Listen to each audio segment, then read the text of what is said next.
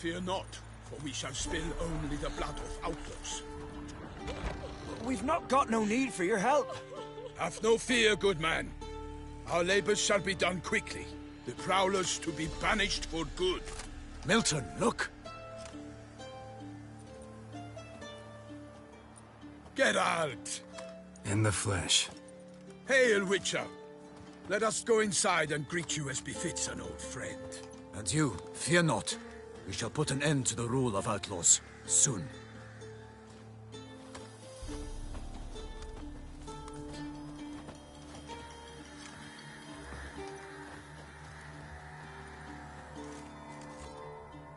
Found your message on a notice board.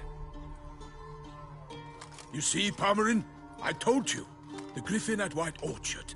I knew that were we only to follow the tracks of its slayer, we would in the end find Geralt. Milton de Peyrac Peyran and Palmerin de Launfal. Good to see you both. Been years. Be assured, we share your joy. You must forgive us our, surroundings. When we pledged to place the village under our protection, the village elder gave us this hut as our lodgings. He swore it is the best hut in the village. Get involved in some squabble? We discovered that in retreating, the Redanian garrison that left this land still is at the mercy of numerous plagues. A tyranny of bandits the most onerous among them. These plunderers shall soon descend on this village to collect tribute. Milton and I will dissuade them. We are both sworn to fight injustice and oppression wherever they rear their heads. The matter does not concern you, of course, but do us the kindness of waiting. Once we have dealt with these marauders, we have a matter we must present to you.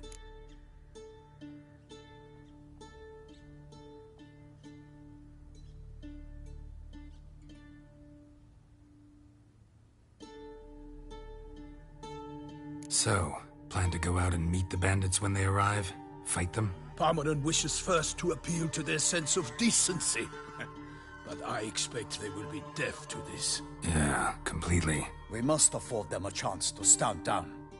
Many a hardened outlaw has left the path of wrongdoing upon hearing words of admonition. Doesn't happen in these lands. Ever. If they do not heed my reprimand, we at least will know we have done all within our means to evade bloodshed. Fine. Naturally, I'll help when Palmerin's rhetoric falls on deaf ears. Excellent. Then we've but to wait for the rogues to arrive. They's a coming! Hear that? Your bandits have arrived. Let us go out to greet them.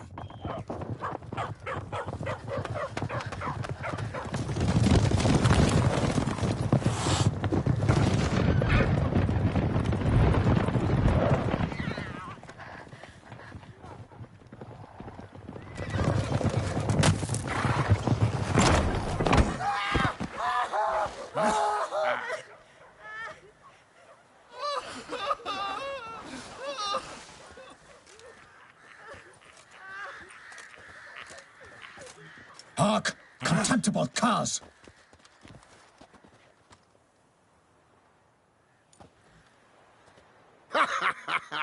He mean us? I, Palmerin de Launfal, call upon you to repent. Set your hearts. Do you not see that they are blackened? Regular Punch and Judy here. To prey upon commoners is no honor. To loot their meager stores, abandon the path of shame, and we will spare you.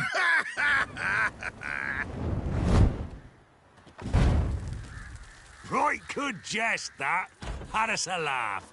Now, fuck off or we lose our patience and you lose something else. Nay, wait, Zorg. These lads are a lark. Mayhaps they know some tricks. Oi, players! Can you toss balls all loopity-like? Or do that thing where one spits fire while the other farts?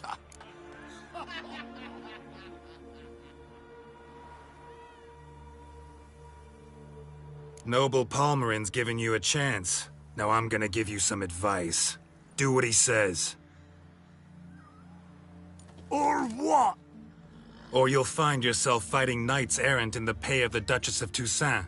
And they eat scum like you with their morning porridge. There's 3 of them. 2 turtled up in armor. We'll come back later. Some wench sent them. Folk will say we's afeard of wenches and jesters. Ooh, insulted the Duchess. Not good.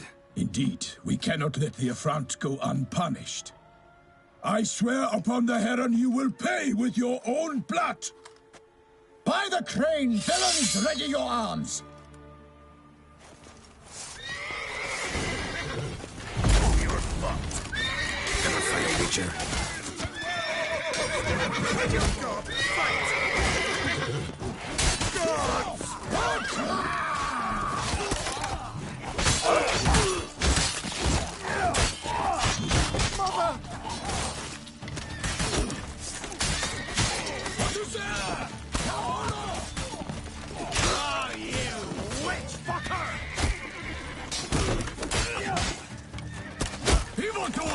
Defend yourself, scoundrel! That's casting curses. For the glory of her grace, I shall make pate of you! What to say? For honor!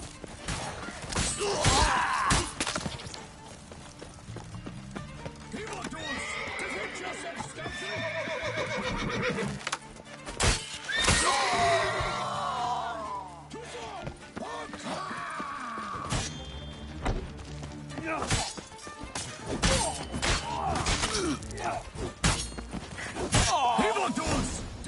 Why do they not emerge?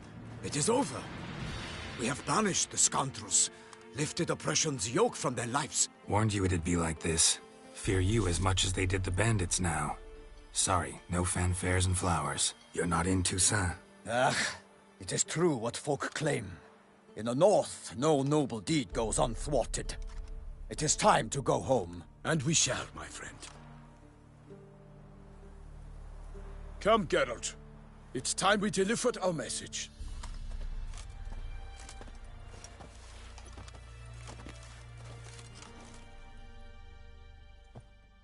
So fess up. What brings you such a long way? We are to deliver Her Grace the Duchess's message in full, with all due ceremony. For tradition Is sacred in Toussaint. All right, fine. Most honorable Geralt, slayer of monsters and all evils nefarious, which prey on the defenseless of this world. Whereas never have you been known to deny help to the innocent, nor leave widows and orphans to fates undeserved. Answer you now our present summons. Free us from the beast which floods our streets with blood, and sows panic in the hearts of rich and poor alike. Come to our aid, Witcher. Thus humbly beseeches you the Star-Crossed City's most gracious protectress, Her Illustrious Highness, Duchess Anna Henrietta.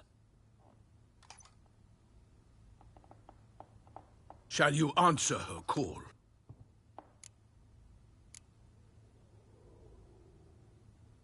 Anna Henrietta really say all that? Word for word? Well, in point of fact, she said, bring me the Witcher and dare not spare your horses.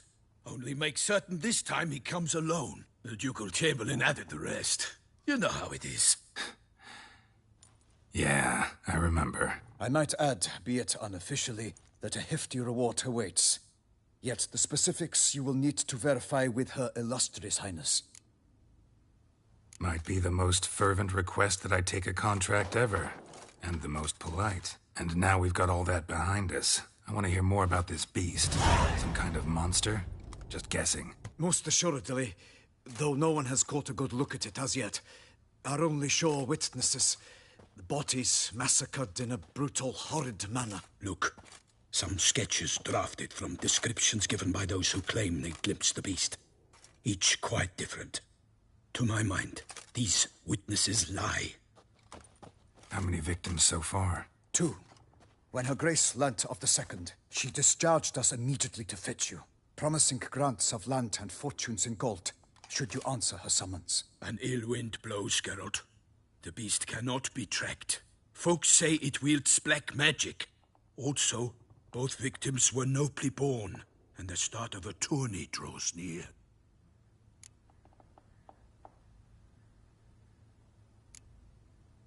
Mentioned a tourney. Why doesn't the Duchess just call it off? Simply, it is too late. The guests have arrived. The best knights of all lands, relatives of the Emperor. The beast could be a threat to others, not just to Her Grace's subjects. Got it. Before an aristocrat dies, at best it's a scandal. At worst, A diplomatic incident. Anyone tried to hunt it? Knights errant, for example? Ha! Many have tried.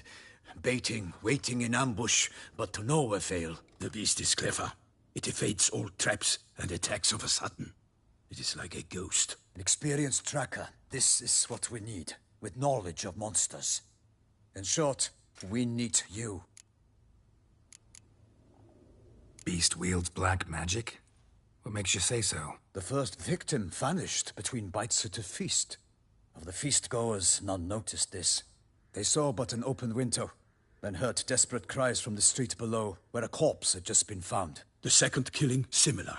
A knight in a locked room. Servants all about the house. Guards all around the estate. Yet the beast somehow got him out, dragged him to the town square, and killed him there. No one saw, nor heard a thing. We have no fear of creatures against which sword and shield protect. But of this beast, nothing is known. Save that it cannot be traced, kills effortlessly, and with no rhyme or reason we can discern.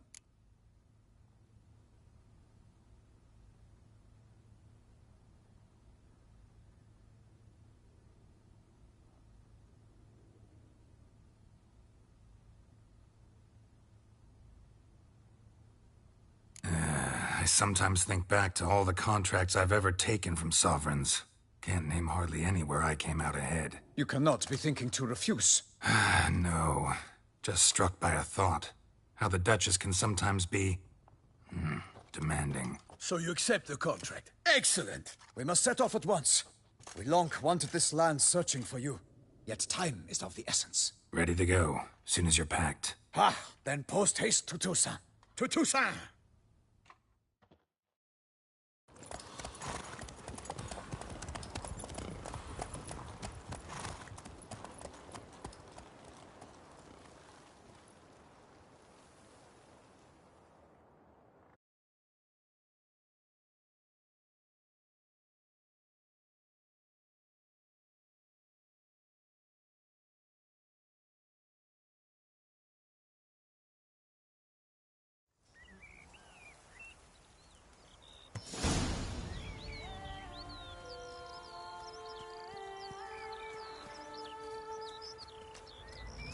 Toussaint, the land of love and wine.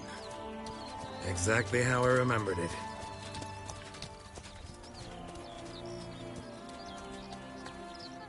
You will find Beauclair has changed some these past years. Walk about when you have the chance. You will see for yourself. To me, place always seemed straight out of a fairy tale. Knights errant, elven palaces. You insinuate that we are somehow odd? I shall prove you wrong. This I pledge on the Heron.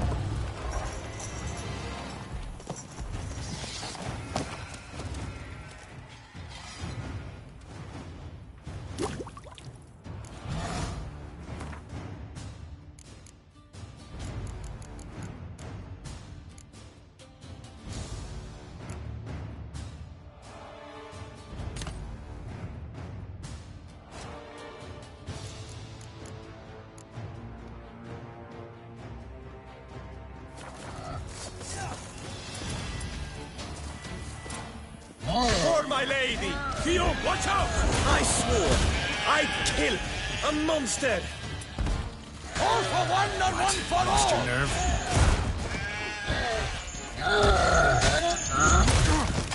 I will fell you all! For my name is not Milton de Pérez.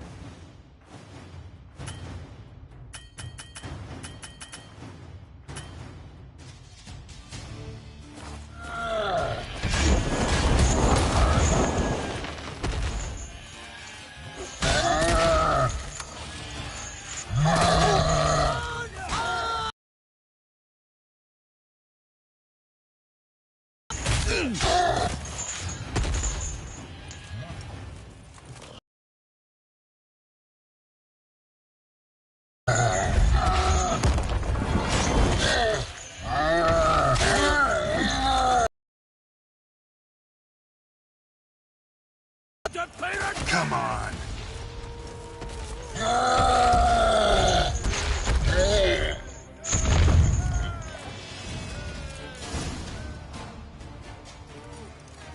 Big beast. Tackling it single-handed? None too wise.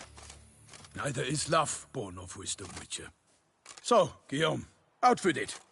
Which fair damsel inspired you to vow to kill that filth? The most beautiful among them. If he wishes to guard her name a secret, he need not reveal it. You I do not know, sir, nor seem you a knight, yet still I am profoundly grateful, nay, indebted to you for your succor. This trophy, sir, is yours. A giant this close to human settlements? Strange. Well, that was no ordinary giant. His name was Goliath, rumored to have been a knight once, but one who broke his vows. For this, the Lady of the Lake transformed him into a wild giant and banished him into the Gorgon Hills. So he came back down? Why? Several times each year, hunger chased him into the lowlands. Goliath had killed and devoured many shepherds. Guillaume's hunt served a noble cause. At any rate, it's a tale for more agreeable environs.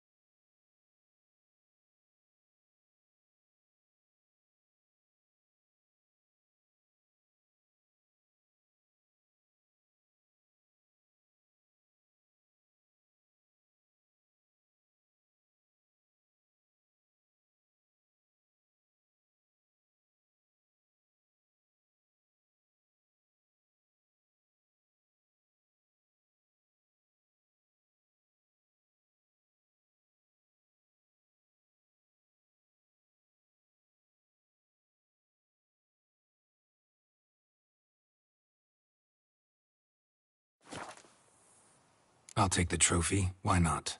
Could find someone who'll pay to buy it. Put up a good fight against the giant.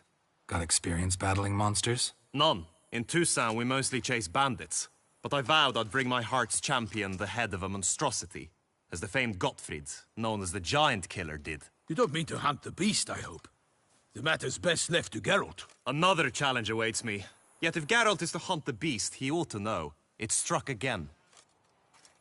The river surrendered a corpse. It washed up in the meander by the cockatrice. Damien de la Tour's guardsmen are there already, securing the area. Securing the area? Better go there now before they trample any tracks, manhandle any evidence. Set forth, then. I shall ride for the city to inform her gracious magnificence that Geralt has arrived. We'll meet later, near Guillaume's tent at the tourney grounds. I shall take you then to see her grace.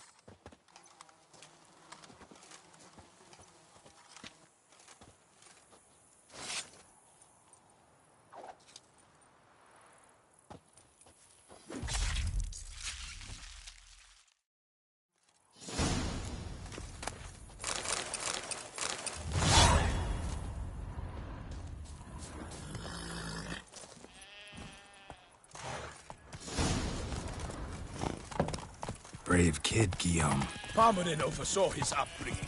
Guillaume is his kin.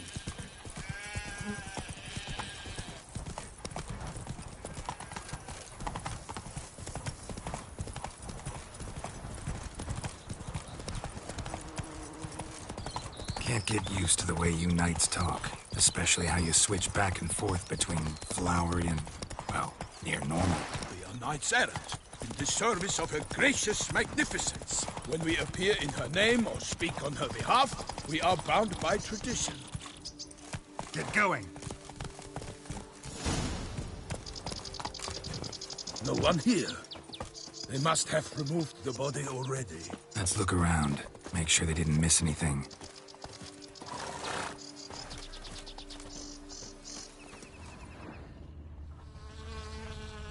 Hobnailed boots, multiple sets of prints.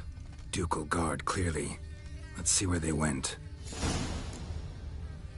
Walked along the shoreline. Perhaps the body lay on the bank.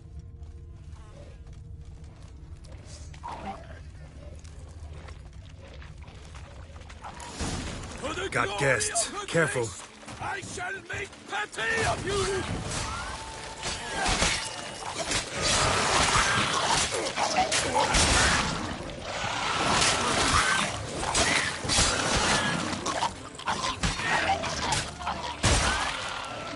I will fell you all! For my name is not Milton the Pirate Baron!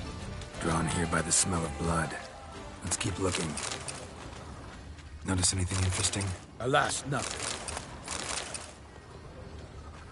Anything taken by the current ends up in these shallows. Yes, the stench is fierce.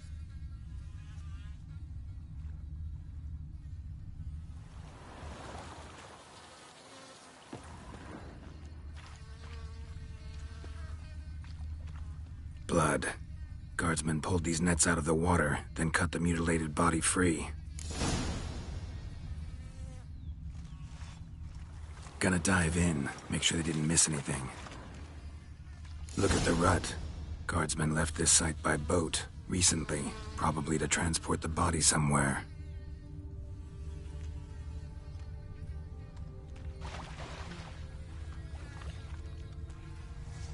Nets were attached here.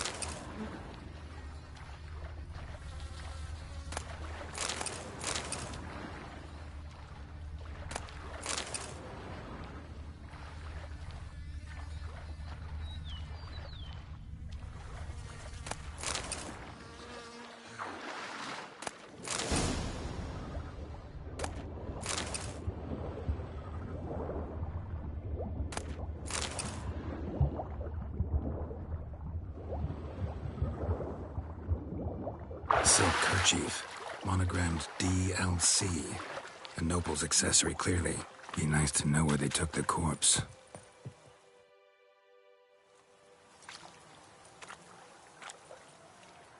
What now? This isn't the site of the murder. We know that. Current brought the body here. Corpse got caught in the nets. Guardsmen pulled it out, put it in a boat and took it somewhere. Need to find out where. I'd like to look at the corpse before it starts to decompose. The inn. Its patrons must have seen the guardsmen, which direction they took. We should ask there.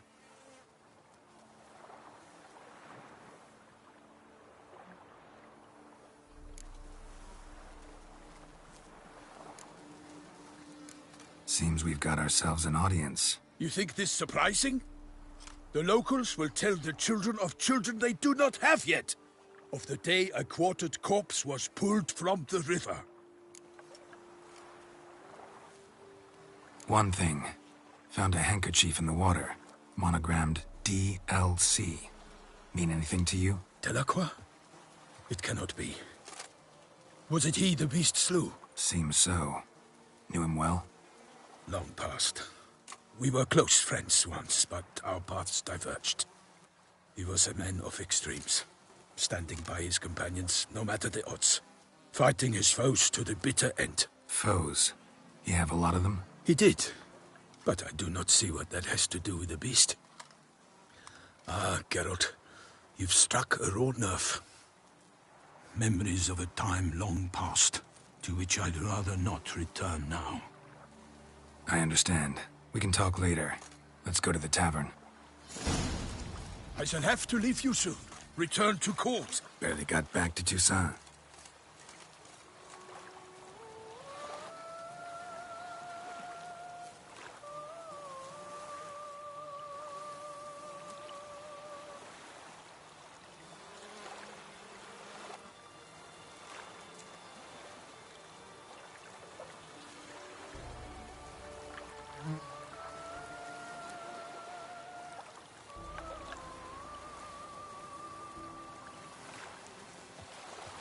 A knight in the service of Her Illustrious Highness knows no rest. In fact, I'd feared I would return too late to fulfill my duty. Yet it seems I've arrived in the nick of time.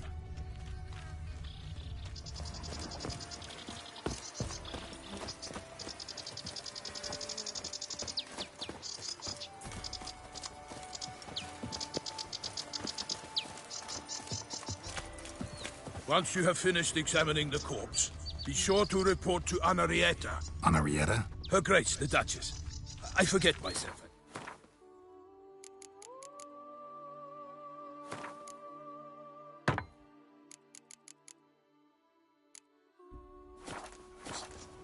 We address each other by our first names in private.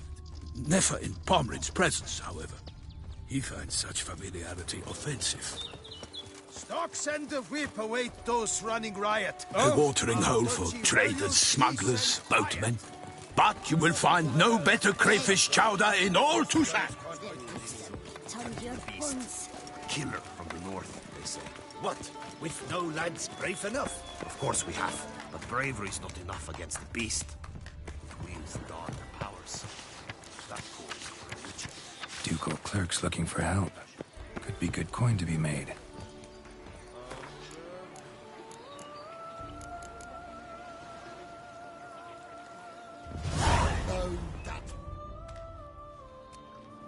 By my troth, could that be the musty scent of fresh pâté? Naught else, Sir de Peyrac Peyran. I see time has not dulled your senses. We would be honored if you would join us. Your companion as well. But why do I not detect even a whiff of crayfish chowder? No soup today, on account of there being no crayfish. I reckon you've not heard, but all I caught was a corpse.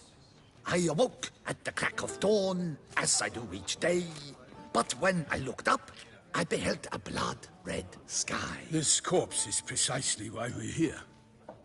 For the man whom you've invited to join you at the table was summoned from a far-off land by Her Gracious Magnificence. He is tasked with tracking and killing the beast. We invited two men to join us, yet since Sir de Peyrac Peyran in temperament is more akin to hare than hound, I surmise the other is the hunter. With whom do we have the pleasure?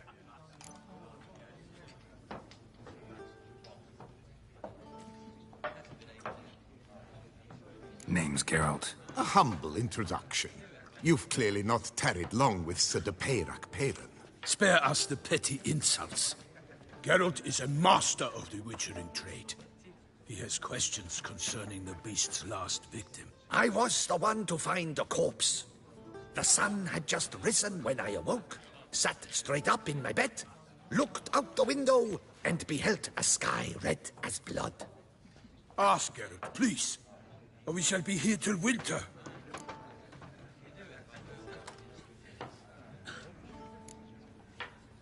Must have been early in the morning. Went to check your nets and then... I stepped out of my hut and saw... By my troth, to the point, man!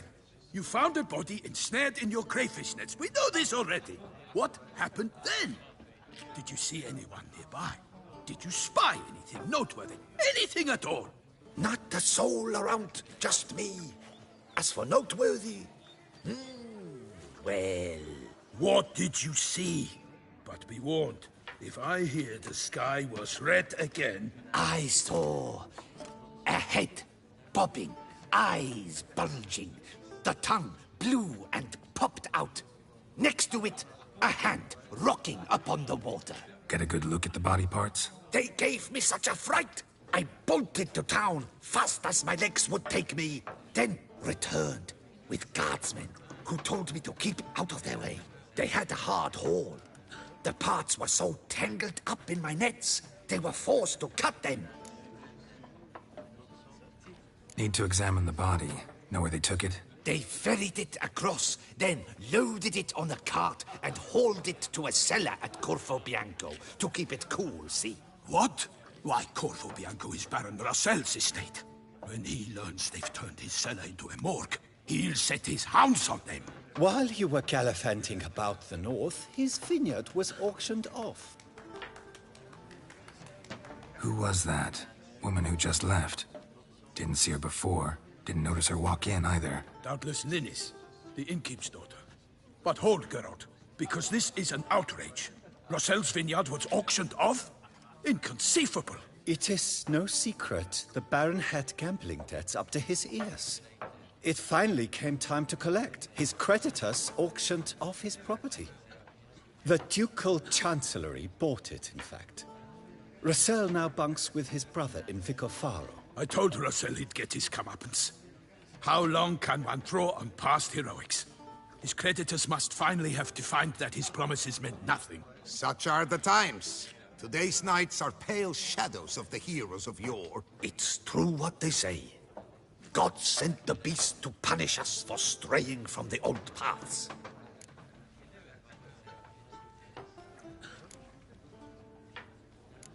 So folk think the beast's divine punishment. Knights have turned their backs on the old customs. Where they were defenders of the duchy, they're now defenders of their own tushes. Why, you insolent... Let him talk. The Duchess trades in titles, grants honors to ill-doers. We've strayed from the path of virtue, lost the gods' favor, so the gods sent retribution. Don't listen to that nonsense, Geralt. It's rehashed street preacher codswallop. Yes, the rebel rousers have been sprouting up like weeds lately, each offering the same bill of goods.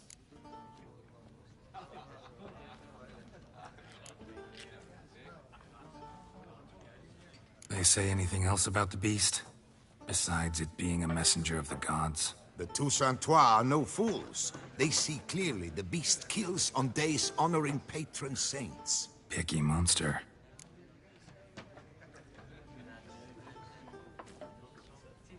Thanks for the hospitality. Time I examined the corpse.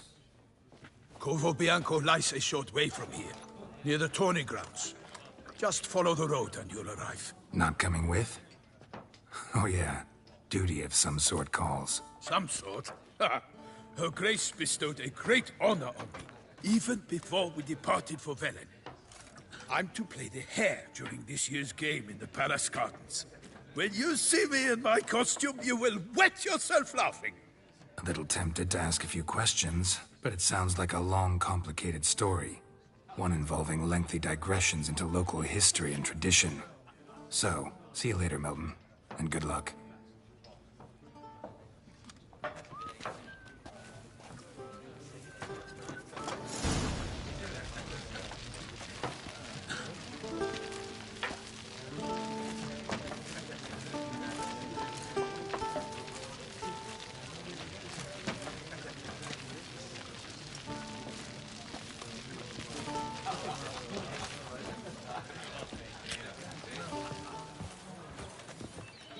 Problems? Hire a witcher. It's a good thing you've come. My deepest regards. What is it you need? What's new in the north? Beg your pardon?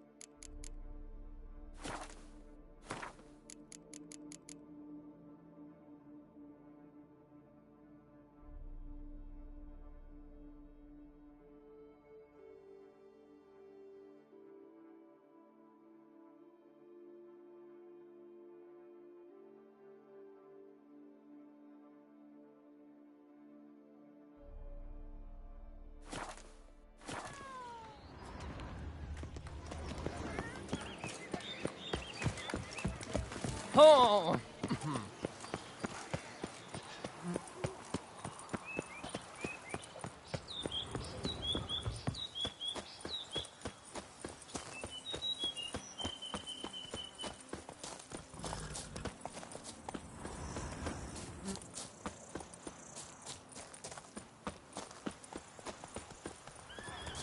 Sounds of a fight. Have to hurry.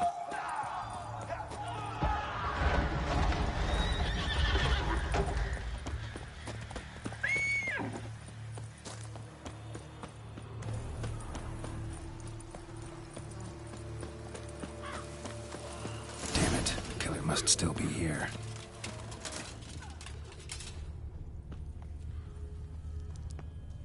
Throat torn open by man-like jaws. Man-like. Except for long fangs. Busted ribs, blood from the ears. Took a solid hit. Massacred by a vampire. Not an Ekimara, though. Or a Fletter. Bruxa. Gotta be. Killed with a single blow. In the cellar. Gotta be. Claw wounds. From 5 separate claws. Spread of a small human hand. Attacker had no trouble knocking over the cart. Rivermuck. Carried the body in this cart. Rivermuck carried the body in this cart. Footprints. Small, bare feet. Lead deeper into the cellar. Fell down the stairs, broke his neck.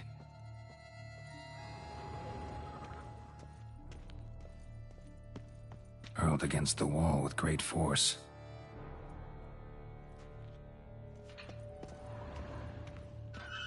Took a lot of strength to batter this down. Used this to batter down the grate.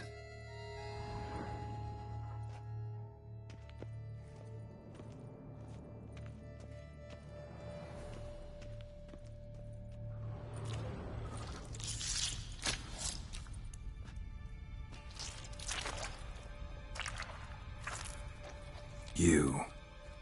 Saw you at the inn. I know what you are. Don't know why you killed these people, though. Clearly wasn't for their blood.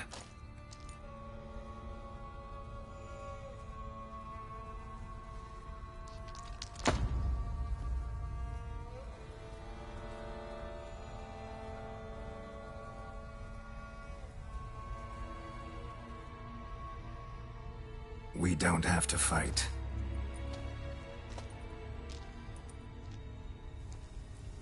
You are wrong.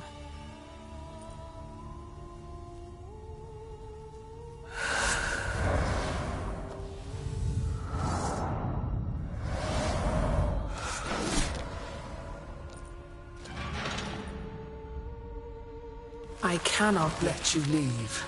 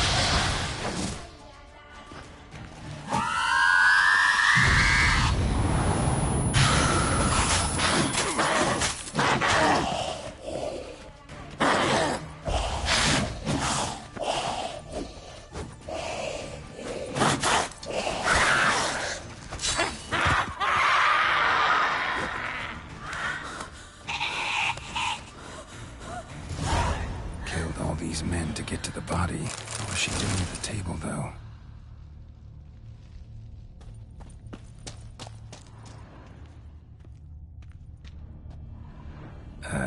Stinks. Waterlogged. Both hands amputated. Body was quartered just as I thought.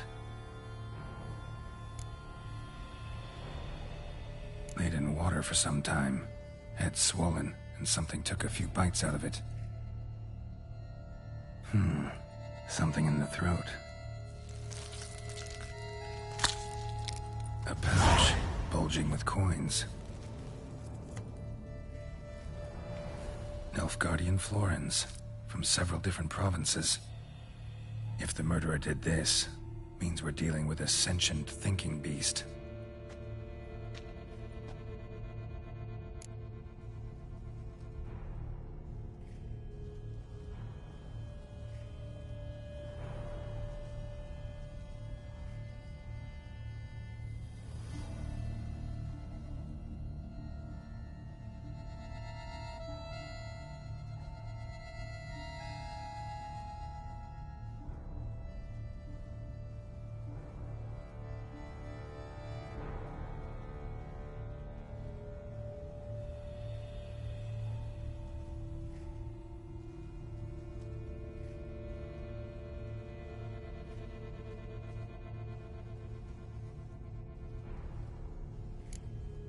Body was chopped up after death.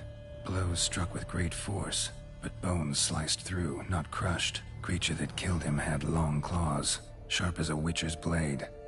First sank its claws into the victim's heart. No Bruxa did this. Third hand. A spare? Except it's clearly not the victim's. Guardsmen must have not noticed it as they picked everything up. How's this possible? Still warm. Blood still flowing. Several monster species can regenerate. Never heard of that happening to their severed limbs, though. Or of their limbs seeming completely alive after so much time. Examine the tissue more closely later. Might learn something.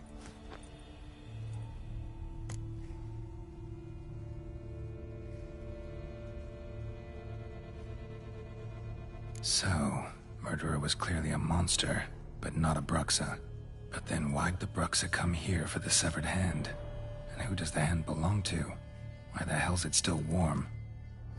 Now, pouch shoved down the victim's throat. What's the significance? And why was he chopped up into pieces? Lots of questions, no answers so far. Need to know about the other victims. I'll ask Palmerin to get me in to see the Duchess.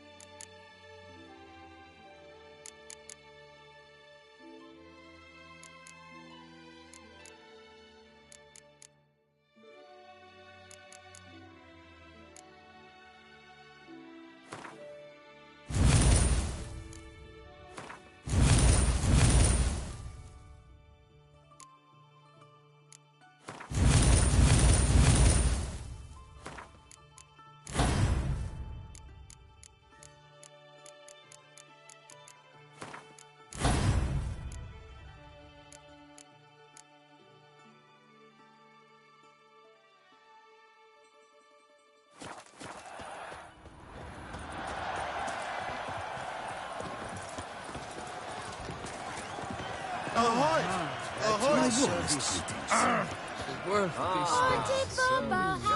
The giant belched forth a roar so horrid it shook all the birds. Then what? It held the Vilscum. Need to speak to the Duchess, urgently. All right, you scamps. Store is done. Go find your parents. But the Pomerine, what about the story of Rittik and the dragon? A tale's for another time. But take a good look at the man who stands before you now. This is Geralt of Rivia, the master witcher who lent his valiant hand to the defeat of the giant Goliath. Master Witcher, is it true virtue always trumps villainy?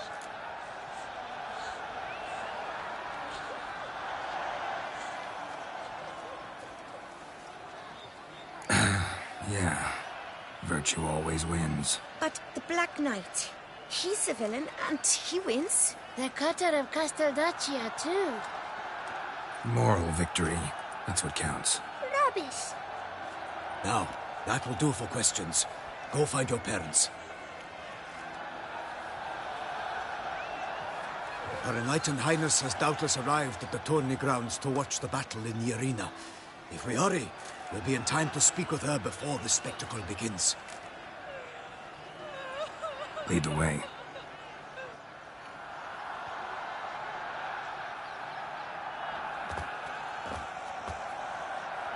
Who's fighting?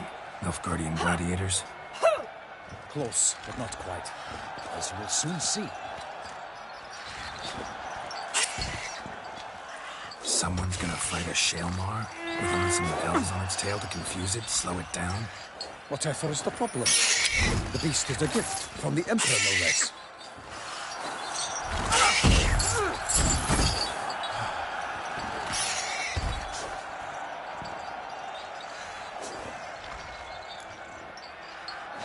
Shouldn't torment the beast. How would you like to be dumped in an arena, blindfolded with a string of bells dangling from your ass? Pity a monster. You, a witcher? I slay monsters who are a threat to humans. You're out to humiliate one to entertain a crowd. No knight will gain any glory from this. Who's going to fight the beast? Guillaume, the young man you met. Yeah. Mentioned he promised his heart's captor a monster trophy. Great love demands great sacrifices. Let's go.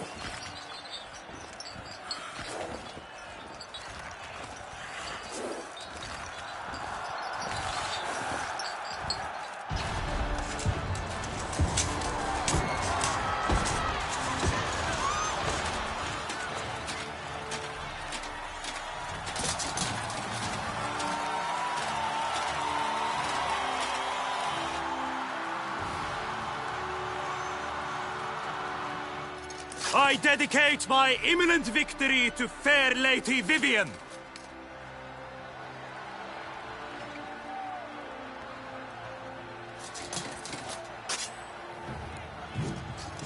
It's begun. The fight shall have to end first. We must wait.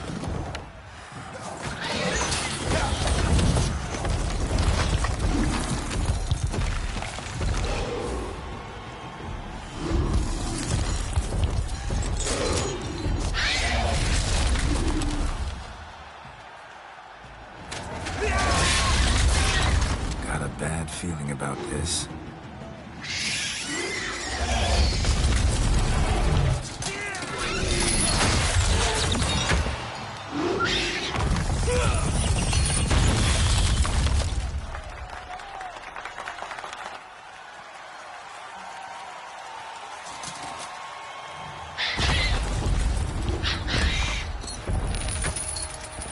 Damn it.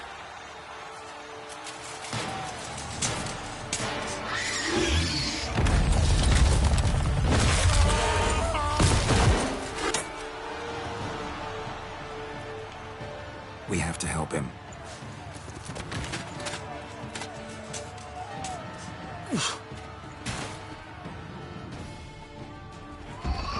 Honor!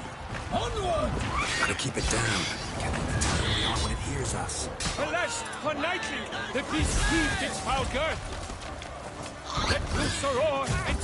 him to earth. Down came the Witcher in 190 pound to give fight to the beast. Its Not plans bad. confound. The fate of the beast has been weighed by the gods. Soon the Witcher shall triumph against all odds. Damn.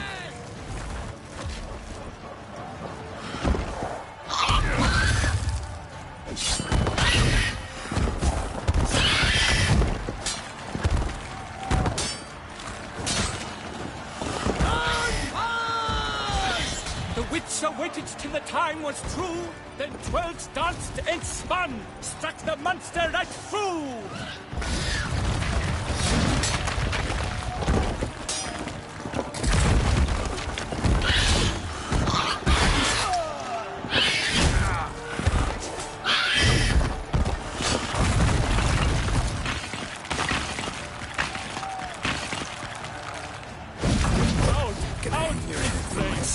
And thus the Witcher's life was snuffed. All our hopes, alas, had turned to dust.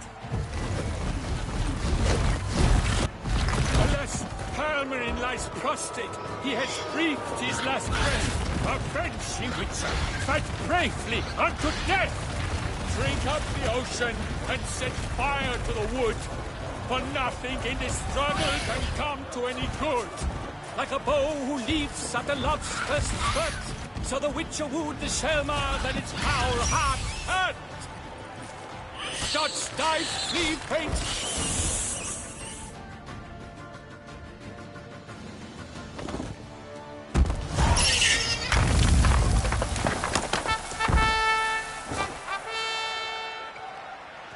The Shelmar lies defeated by Geralt of Rivia, master of the witchering trade. Behold, as the last gasps of life seep from the beast.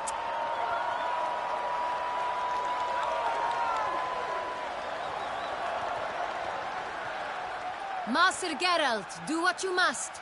Finish the deed! Monster's no threat. No need to kill it. A victor may always show mercy. It is his right. Long live Geralt the Merciful! Pikeman, see to the beast.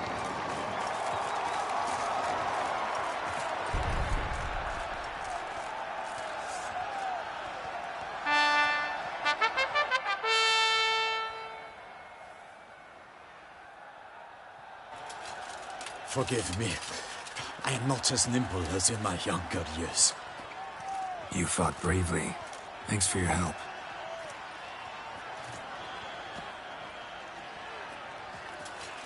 Guillaume. The lad came damned close to dying. I'm fine. Not hurt at all. Vivian? Smile as befits a hero and keep silent. Speech clearly pains you. She approaches.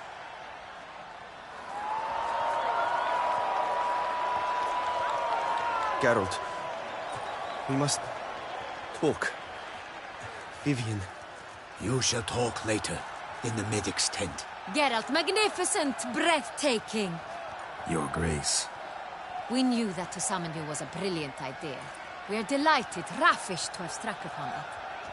And I'm truly, honored. See to our young hero. Hop, hop. For we must make off with Geralt. We should talk. We had been long awaiting your arrival. Had nearly lost hope. Then suddenly, that entrance, so spectacular.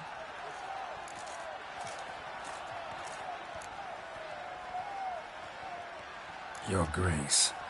Shaelmars are dangerous creatures, even to knights in full plate armor. Nonsense. In Toussaint, knights have battled beasts for mere glory since time immemorial. True. Guillaume suffered a few bumps, scars, and bruises, but in return gained eternal glory as he who slew the monster. What about the crowd? Say the Shaelmar had vaulted into the stands. Would have been a massacre. Geralt, though we value your fortuitous intervention in the arena, we would remind you your services have been retained, and as shall soon become clear, you will be generously compensated for completing another task altogether.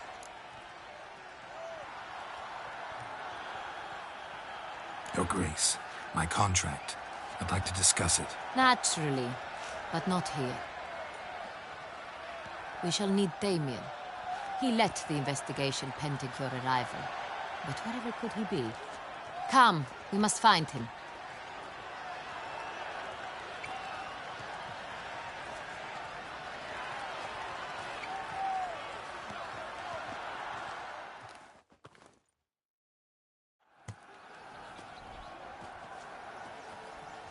Tell us, have you come alone? Or did Viscount Julian accompany you? Wish to see Dandelion, Your Grace? Yes. I mean, no. Yes. But solely to tell him we regret. Yes, deeply regret rescinding the death sentence we so justly handed down upon him. If we could turn back time, we would make certain he sat in a tower till he rotted. No, we would ensure he was broken on the wheel, then drawn, hanged, and quartered.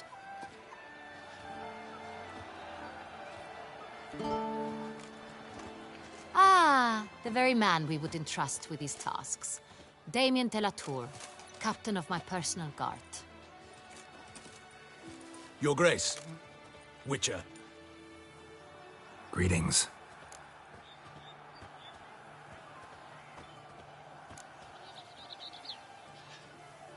Sorry to have to tell you, but the guardsman handling the last victim's body... I know already.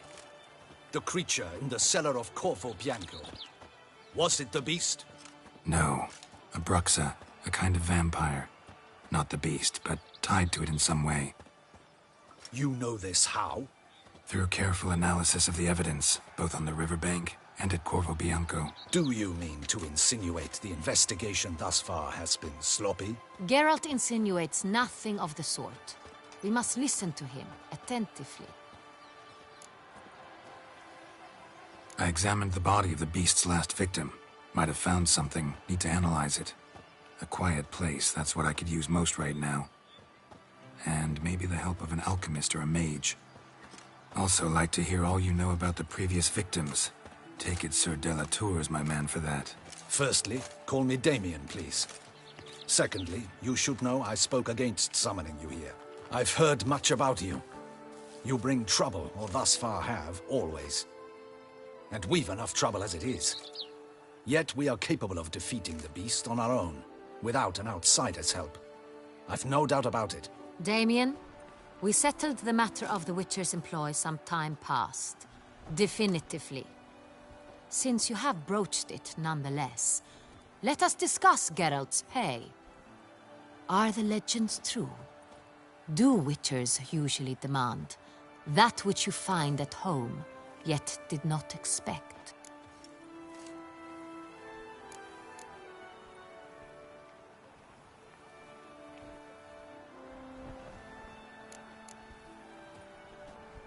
Yes, Your Grace.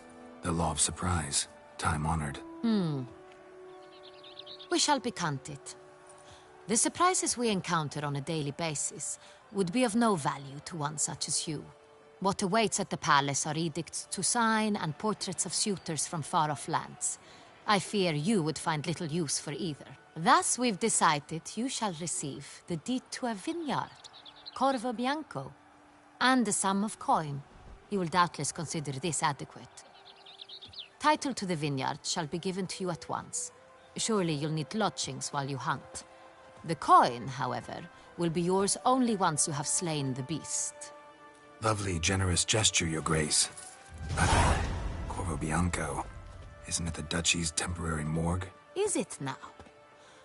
The Chancellery's bungled things again, we fear. Not to be left unsupervised for one instant. Yet, in its mood, a morgue should present minimal problems to a Witcher.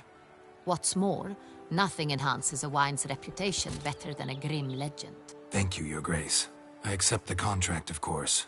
But as I said before, I'll need some information. How'd it start? Who was the first victim? Crespi was the first to die. He was famed once for his many glorious tournament victories. Then he grew old, hung up his sword, and took to winemaking. Crespi was not loved by the wine merchants. He was ruthless in business and thought to cheat many a time. He asked us for a dispensation from all court ceremonies. We did not grant it. We could not. Once you've taken the oath of a knight, you remain a knight till death. How'd he die? Where'd they find the body? Quite unusual, the circumstance. He was at a feast when suddenly one of his fellow feastgoers noticed he was missing. The town watch found him an hour later. On his hands and knees, propped against the town pillory, his sword hanging from his neck. He had died of wounds inflicted with claws, not a weapon. Blows of great force. So he died suddenly, but the body was on its knees, meaning someone posed it. So it seems.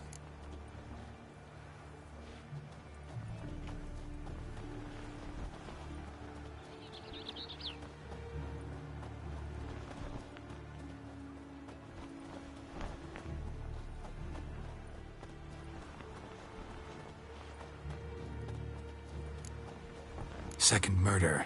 Tell me what you know. In the city there are certain nooks. No one reasonable ventures there after dark. Ramon Dulac's corpse was found in one such place. With the first murder, terror gripped the city. Its inhabitants grew wary, kept to safe areas. Consequently, news of the second victim came to us from a group of concerned cut-purses. Criminals fear the beast? Telling in a way. Take it you've excluded the possibility that Ramon died at the hands of these bandits. Do you believe me an amateur? Not hands, but claws killed Ramon Dulac. The wound was deep, clean. His body was found in the gutter, dressed in nightshirt and cap, a pillow placed under his head, and his sword replaced by a bed warmer. Ramon Dulac, a knight who but a dozen years past was an advisor to our father, the Duke. Someone went to a lot of trouble to make him look ridiculous. Maybe revenge was the motive. It's not out of the question. Dulac had shady dealings with the criminal underworld, but no one ever came forth with concrete proof of any misdoings.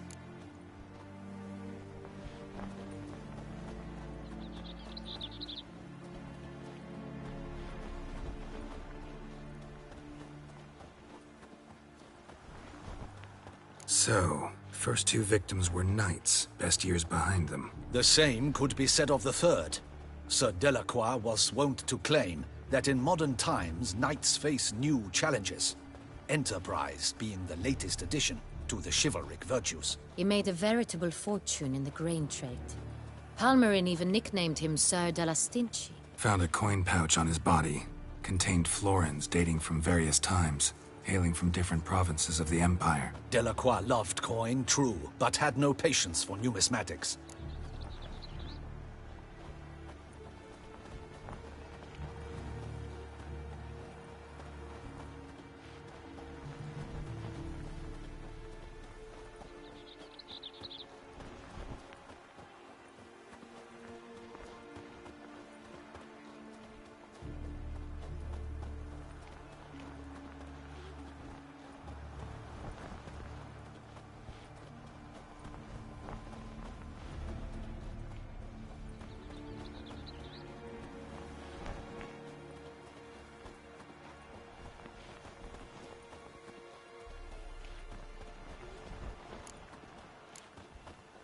Lots of similarities between the victims. All the bodies were found in strange places under extraordinary circumstances. Seems the murderer, whoever or whatever it is, has some meaning to convey. These were honorable men. We are horrified by the disdain, the disrespect with which they were treated. These were knights of Toussaint. Blast it. Might be the point. From what you say, none was a model of virtue. Ever considered that's what the beast's trying to draw attention to? All the murdered men were knights who swore fealty to the 5 chivalric virtues. And even if Knights of Toussaint swear fealty to what virtues exactly? honor, wisdom, generosity, valor, and compassion.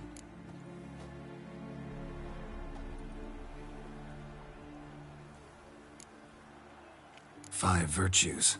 Why are they so important to your knights? Strange question. Your Grace, forgive me. I'm a foreigner trying to understand another land's customs. You are forgiven. According to legend, the virtues we cultivate were bestowed upon us by the Lady of the Lake. How we truly came to espouse them, none remember. In Toussaint, we believe men of low birth should be simple-hearted and obedient. We expect much more, however, of our knights. They are to be soldiers and courtiers, lords and servants. Thus, the need for clear moral guidelines. At the time of his dubbing, a knight vows to demonstrate throughout his life honor, wisdom, generosity, valor, and compassion.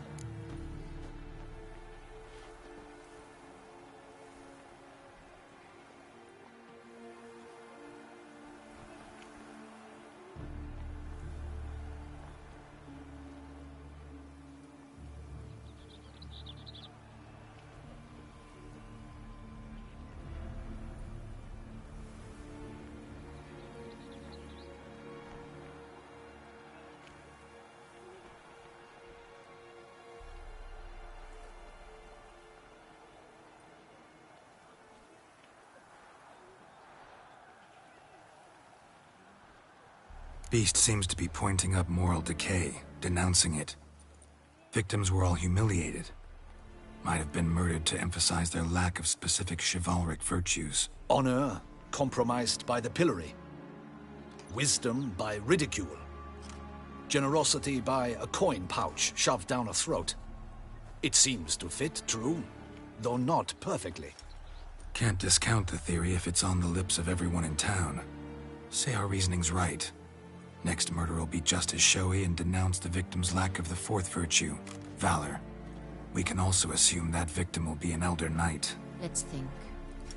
At the moment, all the knights are either at the tourney grounds or in the palace gardens. Our annual hare hunt shall begin there shortly. Have you heard of the custom? Milton mentioned something. Seemed excited to prance around in a bunny costume. Not sure why. Hang on. Strange circumstances. A knight advanced in years. The famed cowardice of rabbits. Could it be that simple? Is Milton de Peyrac-Peyren the next victim? Milton also knew Delacroix. Told me so down by the river. Damien! To miss something so obvious. De Peyrac-Peyren, Crespi, Delacroix, and Delac formed a knightly team. It was years ago, but...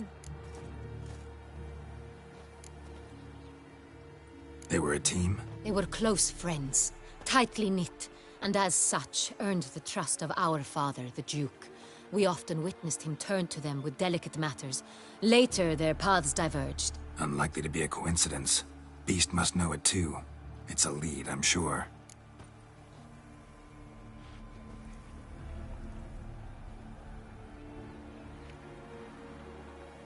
Your Grace, we need to find Milton, immediately. Rather problematic. You see, the garden entertainments are due to start, and he's disguised as the hare, hiding somewhere, waiting for some tipsy courtiers to find him. The hare's hiding place is a carefully guarded secret. We must call off the game, at once. First and foremost, we must remain calm. Damien, order the garden searched immediately, but discreetly. By no means can we disrupt the festivities. Panic will only incite the beast to strike sooner. And you, Witcher, follow me. My gardens, my night, I shall take the fall. A murder is out of the question. I will not allow it. Not near my palace. Horses? Ready our horses!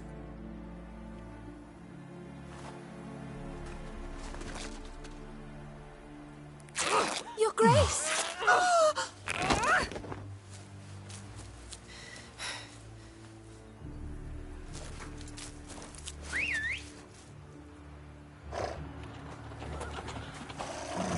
What the hell? Why, I should... Your Highness, I... Mind it doesn't get wrinkled. Onward!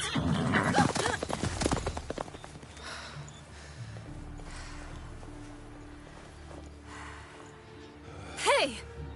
That is silk! Be careful! Give it to me!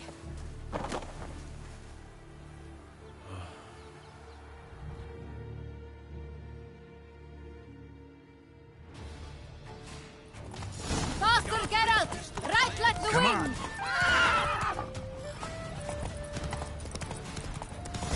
Your Grace seems right at home in the saddle.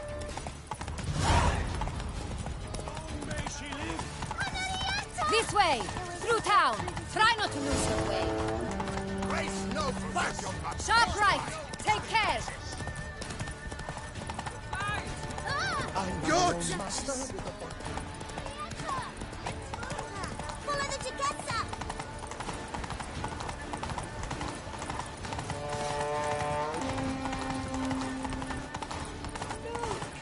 It's her! Clear a path! Clear the way, I said! Is this part of the game?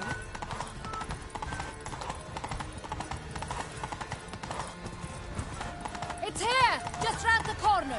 Hurry! We must go to where the game is being held. The participants must find a unicorn's horn, a golden fish, and a phoenix egg. With these in hand, they can deduce where the hare, Milton, hides. Mean we need to find those things too? We've no other option. But time is of the essence, so we shall have to break the rules. Patrolling on an empty stomach. Oh, dreadful.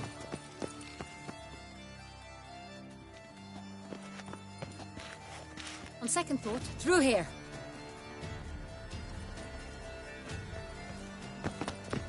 I shall show you where the hunt plays out. Then we will split up.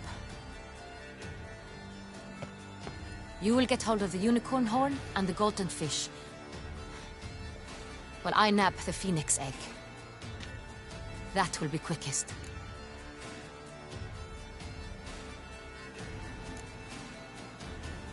The unicorn. How do I catch it? It's terribly skittish, true, but I'm sure you will find a way to earn its trust. It runs around, over there, look. Golden fish. Do I need a rod or a net? Please, Geralt. It's not a real fish. Look there, towards the water. See the lights? The hunters are trying to hook the fish from boats. You must simply dive in and find it. The golden fish and the horn both contain things or clues that will help us find Milton. Once you have fish and horn, find me among the other phoenix egg hunters. All clear? Then let's get to it.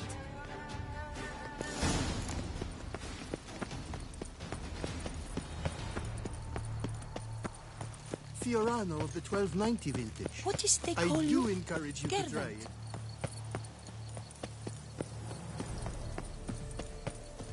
If one were to call a state courageous or cowardly, what part of the state would one have in mind? Best cure for the beast, a Witcher. You can't pull one over on me, Witcher. I can see you're a killer. But this is no true unicorn.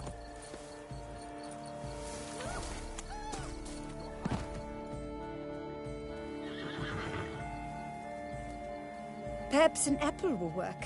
Or some sweets. We would not be in this predicament, dear sister, were you still a virgin. Do you really wish to have this conversation again? Here and now? Hush, or you'll spook the beast.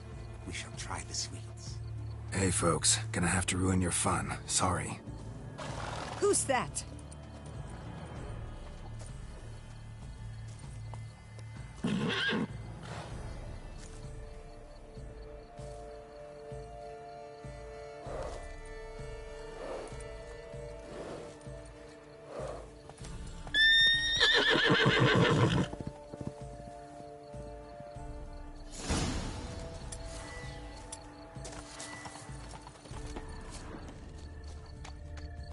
Around here, it's wine, wine, and more wine. But me, I prefer brandy.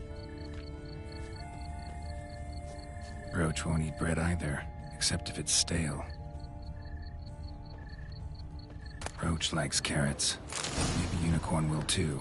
This is an outrage. An outrage, I tell you. It's against the rules.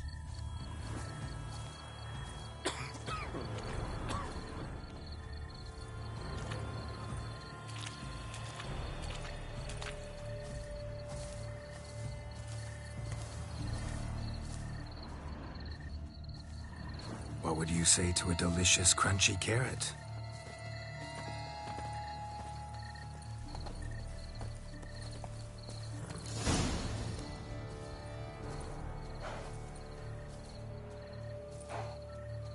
Easy.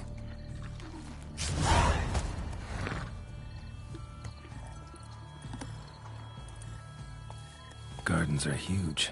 Be better off on horseback.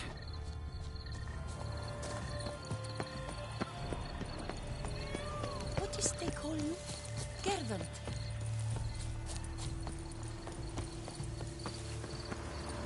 Golden fish should be easy to spot once I'm under.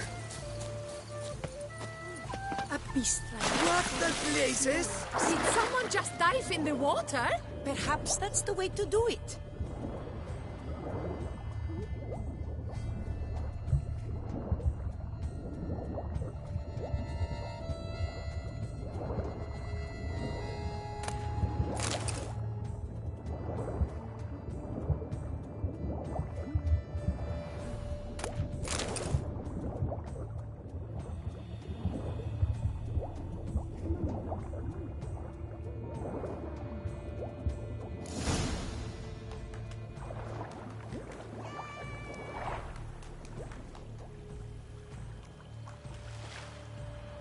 Hey, wait. Stop. It's important.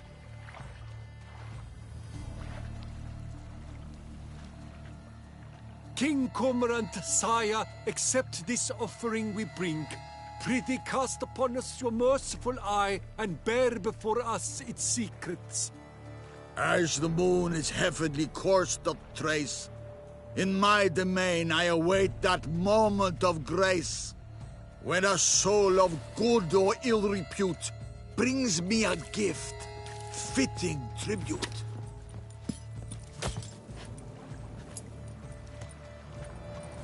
A key. Why, you bomb-botched wretch! He's ruined the game! Disgraceful.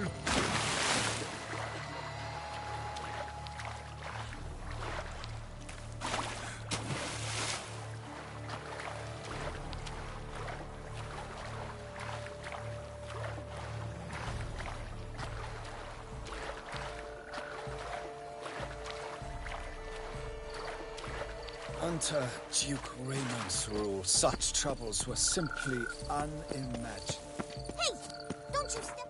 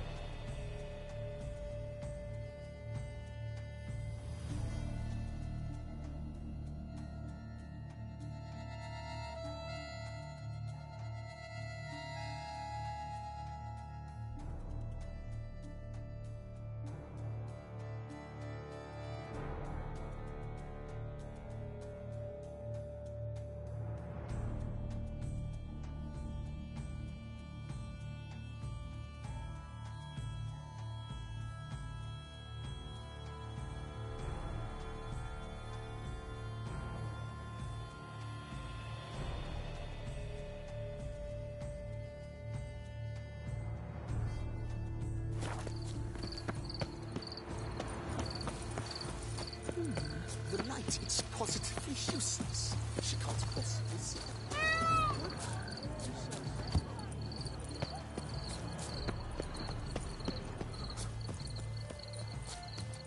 This a face no ointment. Oh, is my head ever... Stocks and the whip await those running riot. Our duchy values peace and quiet. Unbelievable. Grace! No back. If you please, Your Grace. We do not please. We act out of the highest necessity. All shall be explained later. But it's against the rules. I am the rules.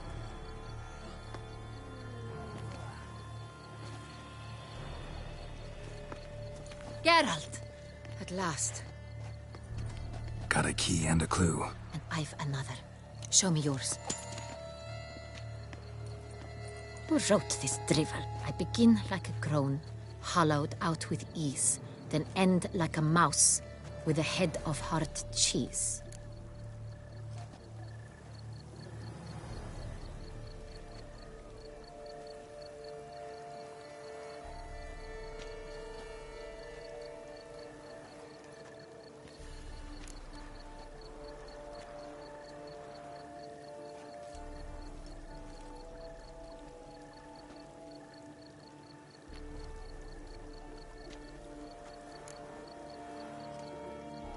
Let's see. Groan. With ease gives us green, right? And mouse with the head of hard cheese. Greenhouse? You're a genius. Several greenhouses in the gardens, indeed, but only one with locks, the key to which looks just like the one we found. Greenhouse it is then. Let's go.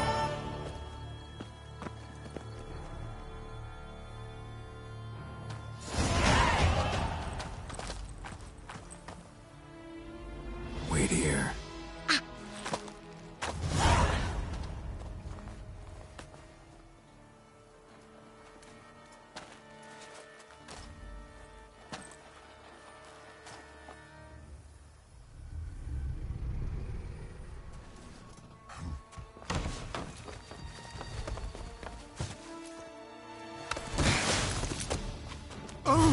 What the butch?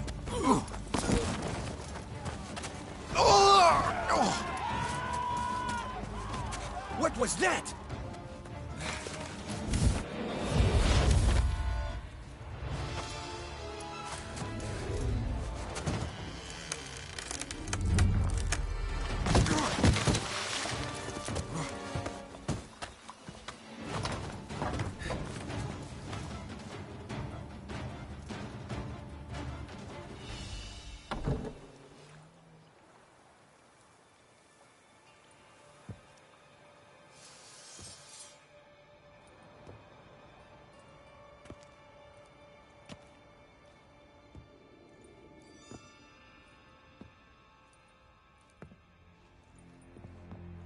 I'm here.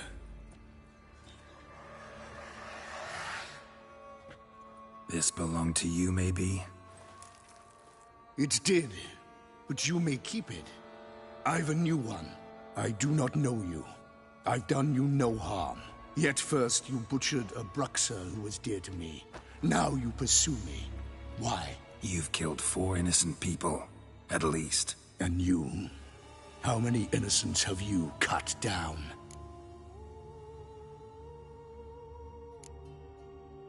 I don't kill innocents.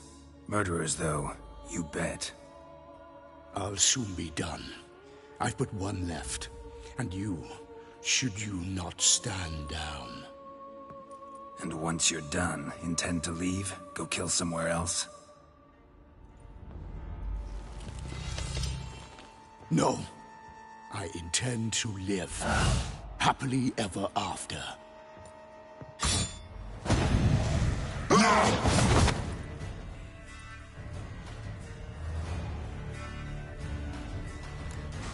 I won't let you kill again.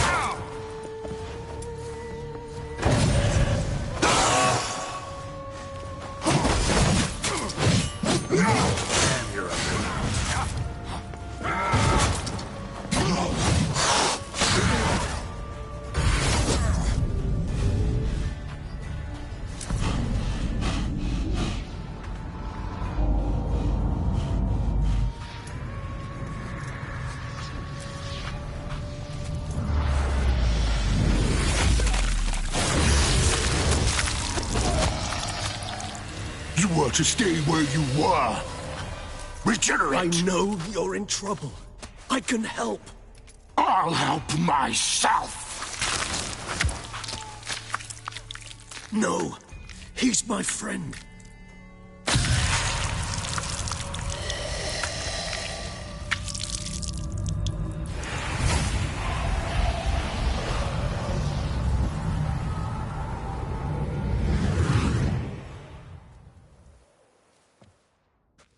Yes, Geralt, it's me. Regis? You all right? All is well. All's in order. Wounds such as these heal on vampires in moments. But we've not seen one another in ages, my friend. At least in human terms, that is. How's this even possible? Last I saw you... I was a bubbling, shapeless smear, having been rather spectacularly melted into a column of a certain castle. In somewhat better shape now, as you can see. Hardly peak form, mind you, but were I human, folk would think me a demigod, I dare say. I'm sorry. What happened, it was my fault. Never got a chance to apologize. No need, Geralt. Bygones. I did not have to join you on that expedition. No one twisted my arm. Miraculous regeneration. How do you manage it? I had help. From the one you hunt. Him? How? And what have you been doing all these years? Not the time nor place for such stories. I suspect we'll get a chance to speak at ease and at length later. Now, however, we must deal with the reason that brought us both here.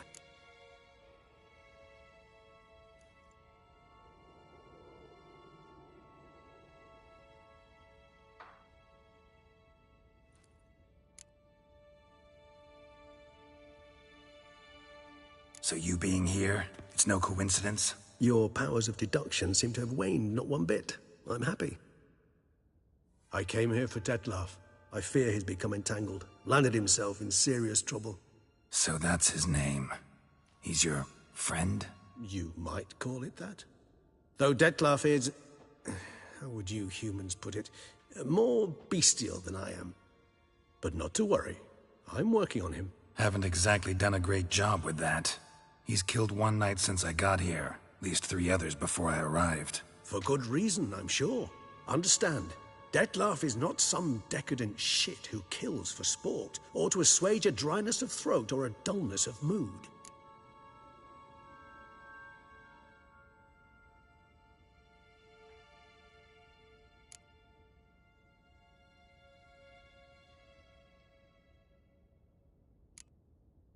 So in your opinion, what are his reasons? Precisely what I wish to find out.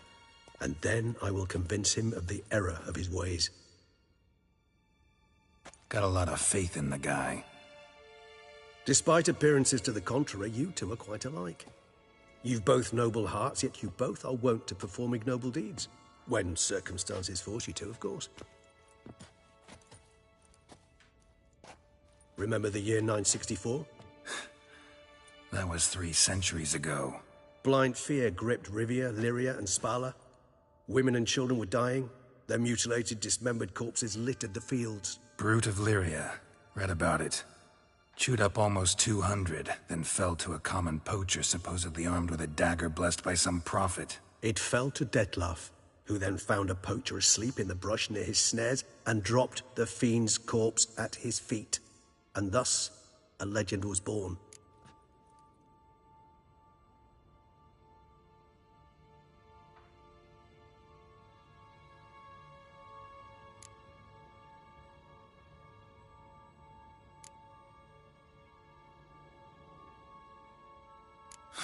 Vampires rarely help humans. Must have had his own agenda, hunting the beast. You err. He slew it for one reason alone.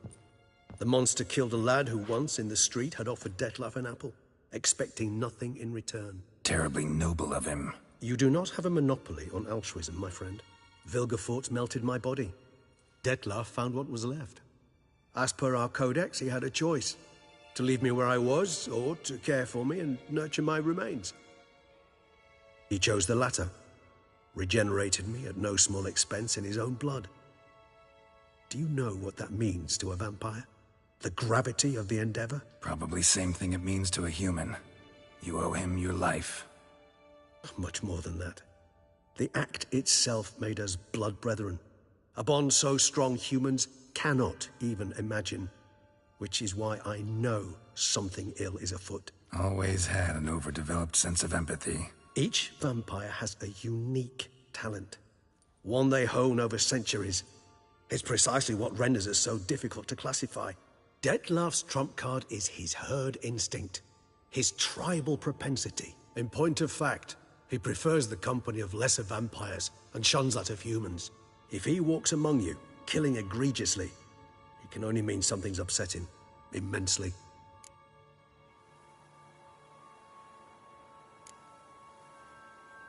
Anything specific? Some set of things that'd be likely to set him off? How should I say this? Dettlaff doesn't understand men, their world, its rules, its conventions. He's naive in a sense. He doesn't comprehend your games, knows not what it means to lie, deceive. Suggesting he's maladjusted and venting his rage. I'm suggesting maladjustment can at times breed conflict. But is it the case this time? I cannot say, but intend to find out.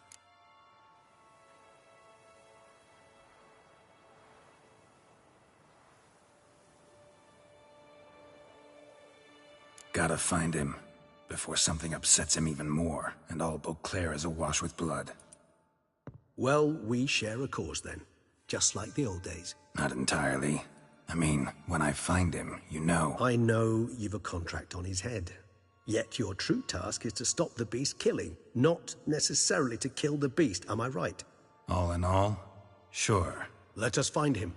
By the time we do, I hope I'll have convinced you Dettlaff is no monster. Fine, all right already. But for now, evidence is stacking up against him. Hear that? The posse. Knights must have tracked me here. I prefer they not find me here. I've makeshift quarters at Mère Lachaise Long Cemetery. We'll meet there. See you.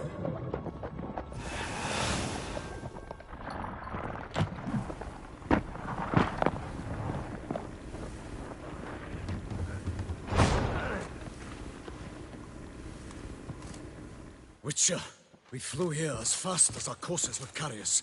Yet I fear we're late all the same. Pray, where is the beast? Still investigating. About to inspect this site. Withdraw your men before they trample all over the evidence. Sirs, we must let the Witcher do his work. Milton's murder cannot go unavenged.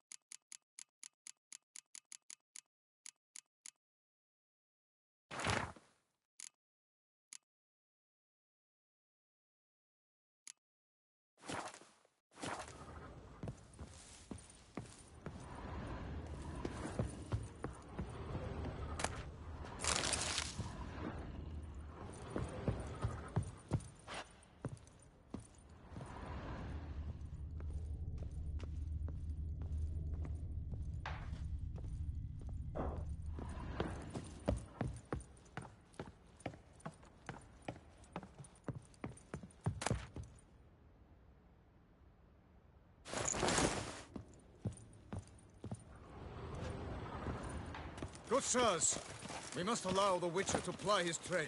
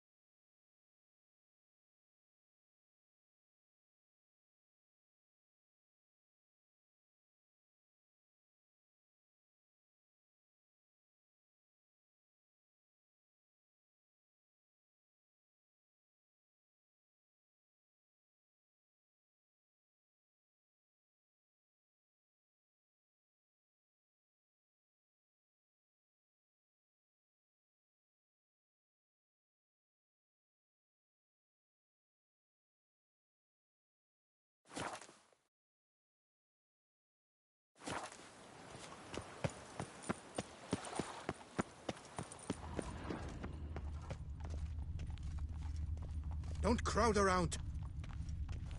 Witcher? What?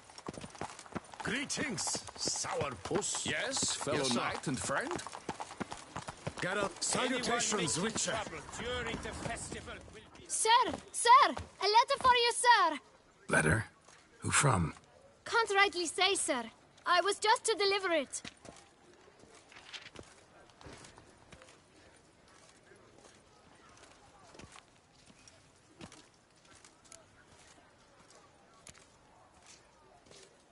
Here. And thanks. No, sir. Thank you. And I truly hope I'll be of service again.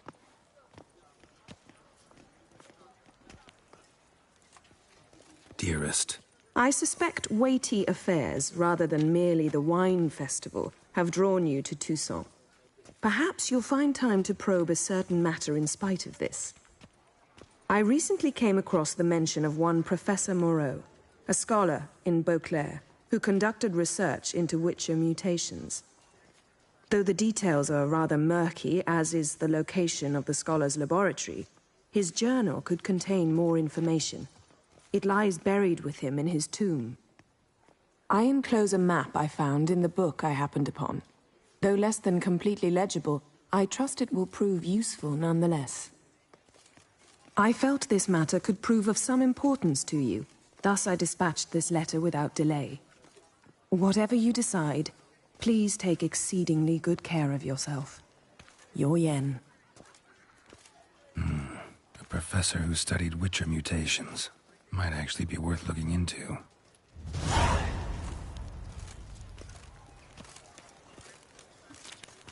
There was it.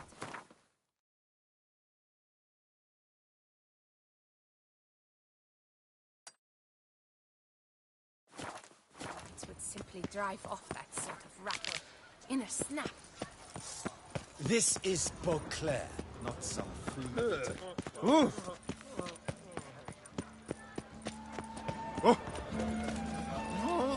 Pecorito.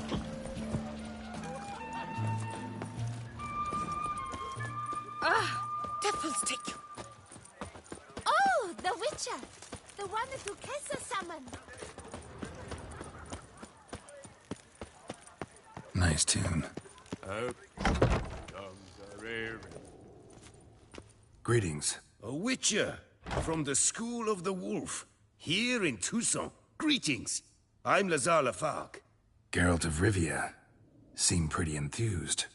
Got a job for me? Rather. Mind you, it's no monster hunt, but I'm sure you'll be interested all the same. I'm an armorer, see, and I've for years sought diagrams for Witcher armor of exceptional quality, Grandmaster level. Heard of them. Never seen any, though. Thought they were lost. Not quite. For I've been lucky enough to learn that their holders came to Toussaint. Alas, they then perished, but I know where. I just need a partner to help me retrieve them. If you know where to look, why not get them yourself? No offense, but do I look like a rough-hewn adventurer?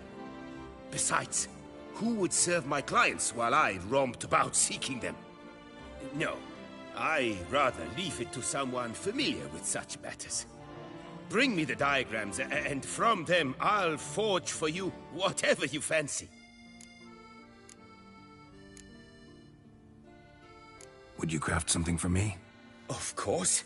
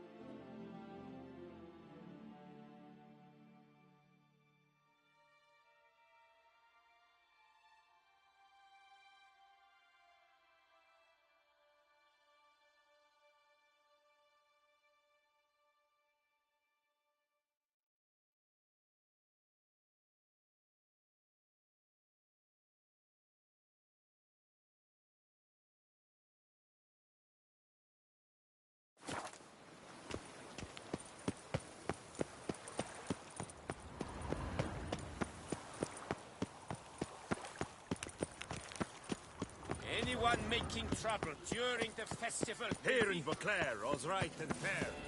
Sir! Letter? Can't... Dearest. I enclose a... I felt this...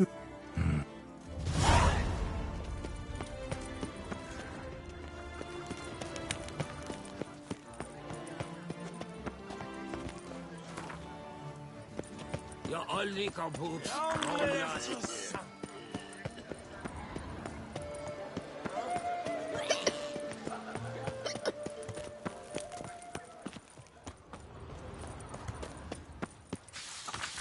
Lac Selavi. Might be worth looking into. Don't dare to think you've got carte blanche here.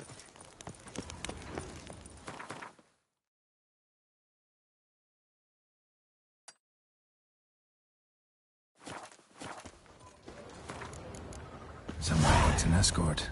Nice thing I do often, but might be worth investigating.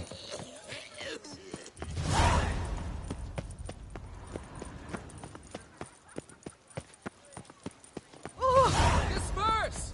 The exhibition of the Reginald Dobry monument will remain closed until further notice. You shan't turn back a river with a rod. Sit, drink. Nothing to see here. Move along. Good guesses, champion.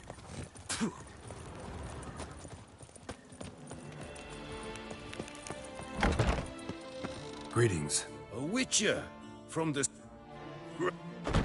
No. If you... No. Would you craft something for me? Of course.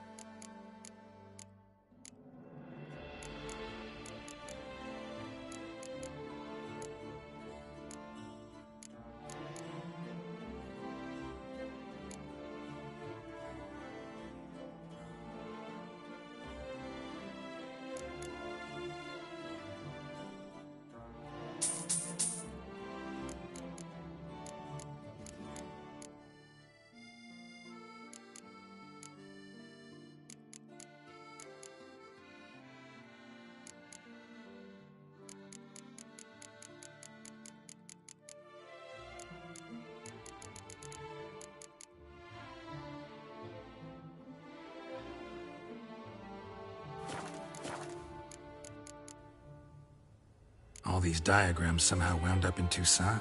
How is that even possible? Toussaint was once home to Tiensail, a legendary and now deceased elfin master armorer. Witches from all corners of the world came to him to forge their plate, their mail. Heard about him. Supposed to have been the best. And thus he charged a king's ransom for his work.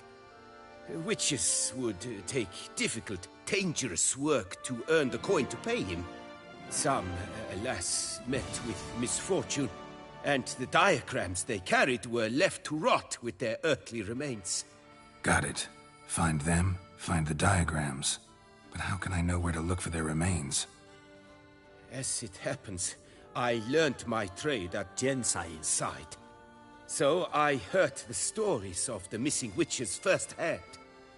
What he told me, well, that is what discouraged me from seeking the diagrams out myself.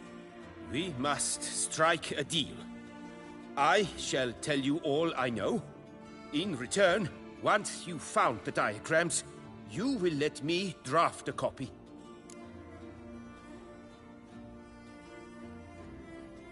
Where do I look for these diagrams?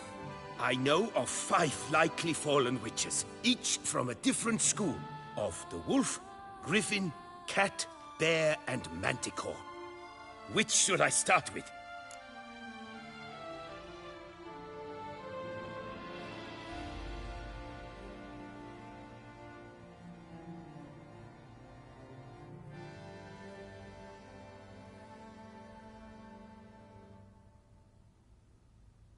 Tell me about my brother, the wolf. His name was Aton. I remember him well. My master liked him, helped him find a safe, yet well-paid contract.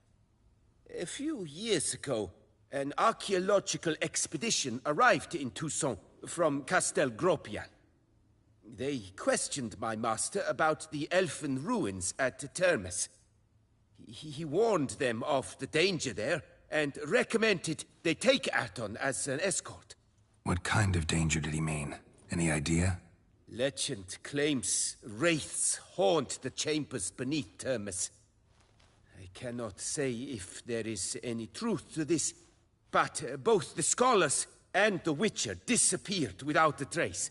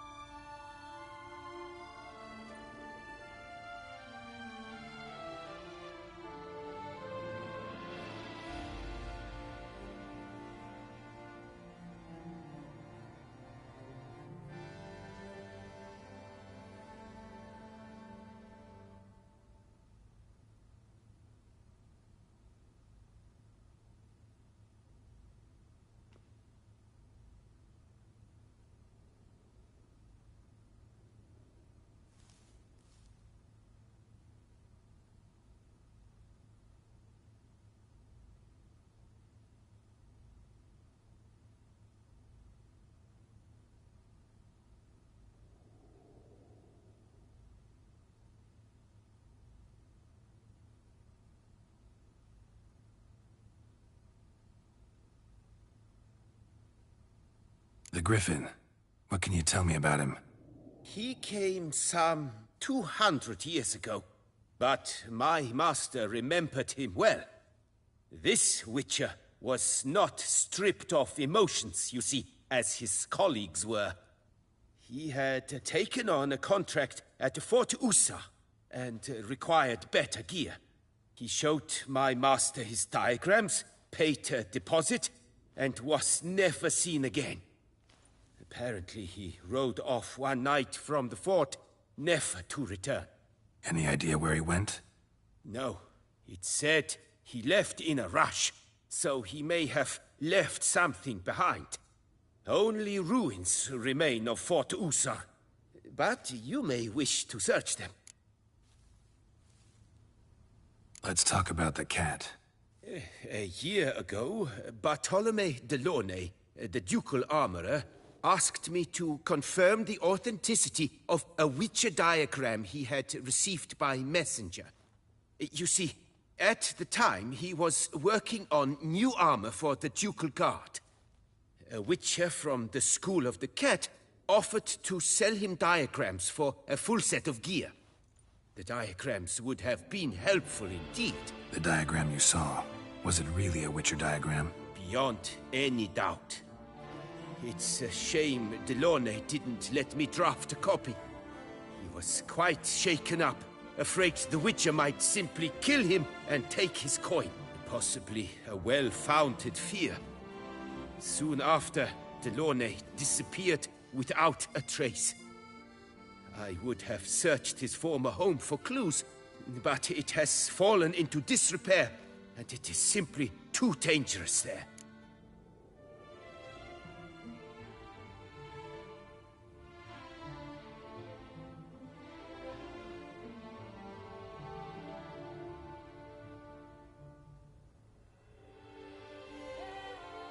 Tell me more about the bear, can you? He appeared shortly after Master Tiensail took me on as his apprentice.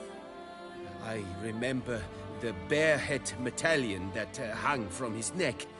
I remember a towering Witcher who haggled like a fishwife. Witchers never have too much coin. True.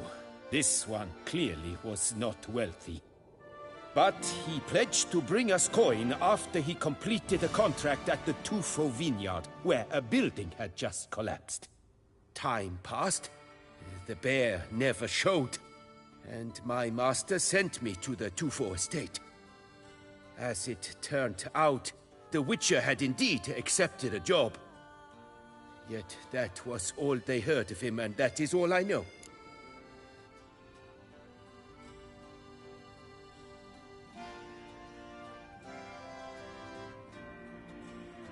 School of the Manticore. Probably know the least about it, though once, long ago, wore some armor forged there. My master said the Manticores have their fortress in the Far East. A century passed, one of their number came to him, a Witcher named Merton. He made a poor impression on my master. He stank like a dwarfen still, and quarreled fiercely all the time. Tiensail slammed the door in his face and told him to return when he sobered up. He would conduct no business with a drunk. The Witcher, however, failed to return. Folk say he got into a booze-fueled brawl with the Ducal Guard. He was arrested and sentenced. Bastoy Prison, where he was held, well, it's been a ruin for years.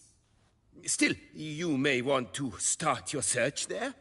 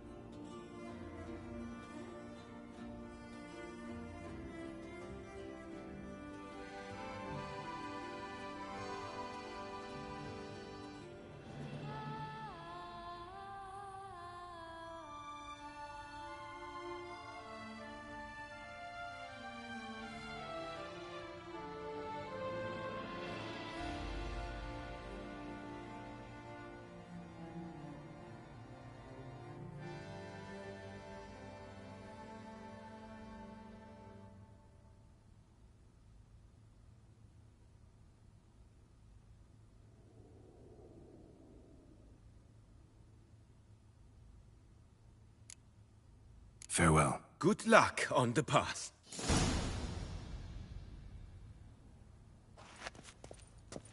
of Beauclair has struck again! Greetings. Citizens, beware of the beast. Turn your to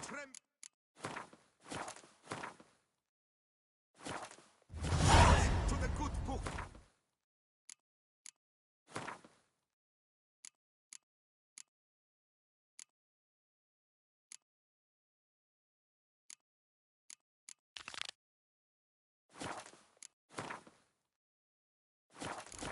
What's new, Silverlocks? Looking for diversion? Sir de Peyrac Perandet. Banquets and wine are rather suited for pleasant.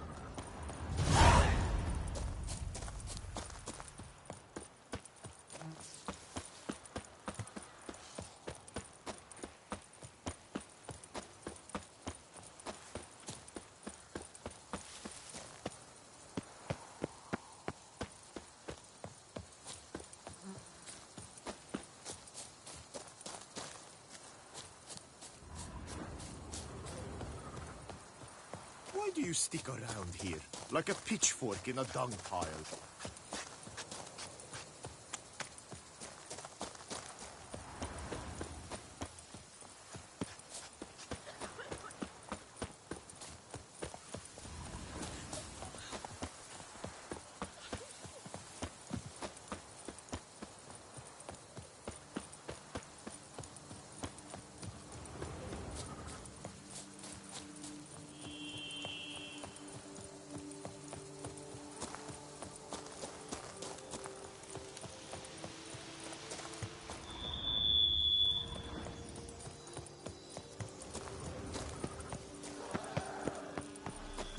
Regis. Couldn't have picked some other place to meet.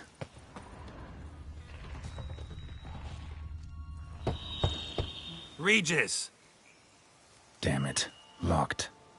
No way I got the place wrong. This is it. Gotta be. Gotta be another way in around here.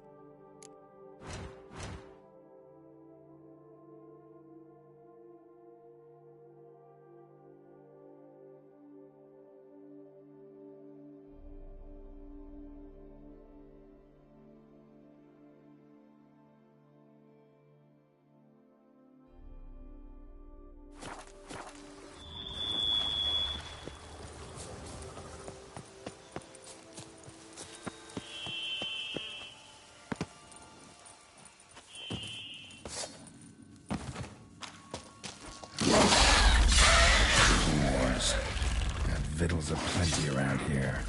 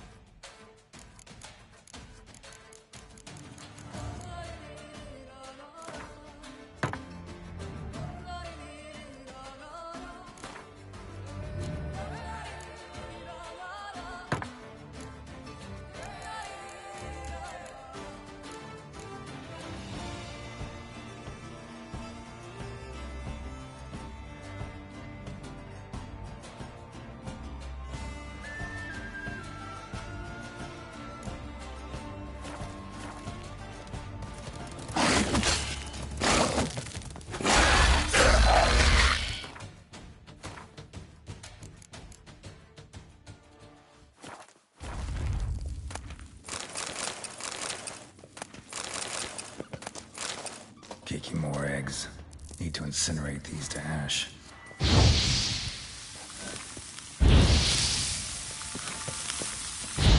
It's some stench.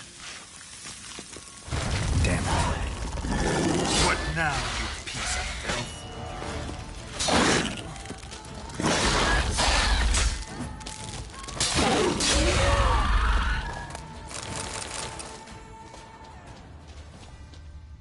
Decaying bones.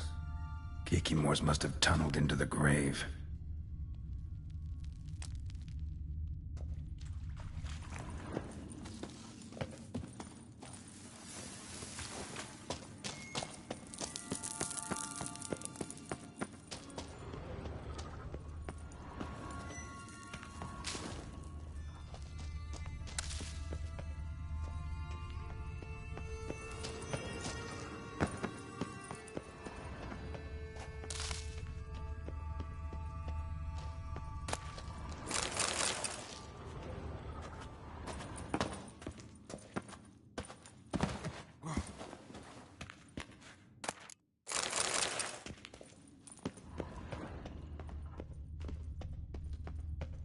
Someone placed an illusion here.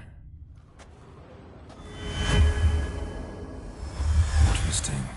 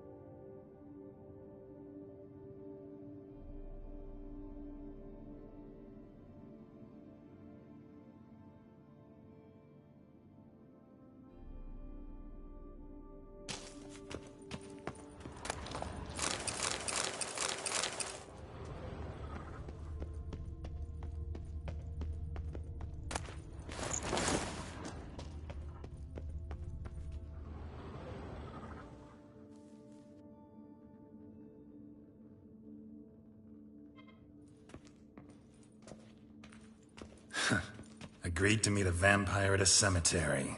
How much more cliché can you get? Nothing comes readily to mind. Could have left the door unlatched. What of my privacy? I value it rather deeply. Unmolested, especially by unwanted guests, that's my preferred state. Besides, I knew you'd find a way to get in. True enough. Need to find your friend. I'm hoping you'll agree to help. I shall do whatever's in my power. Yet what you want or even need must matter little. What matters is what Dettlaff wants. If he does not wish to be found, you will not find him. Ever. End of story. Come on. Gotta be some way.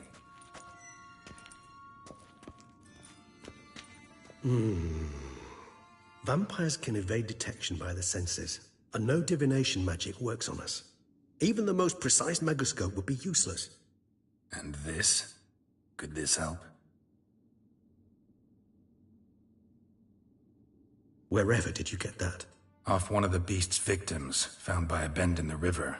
Body was chopped in pieces. 3 of those pieces were hands. Hand with the ring seemed the odd one out. Abruxa had taken an interest in it.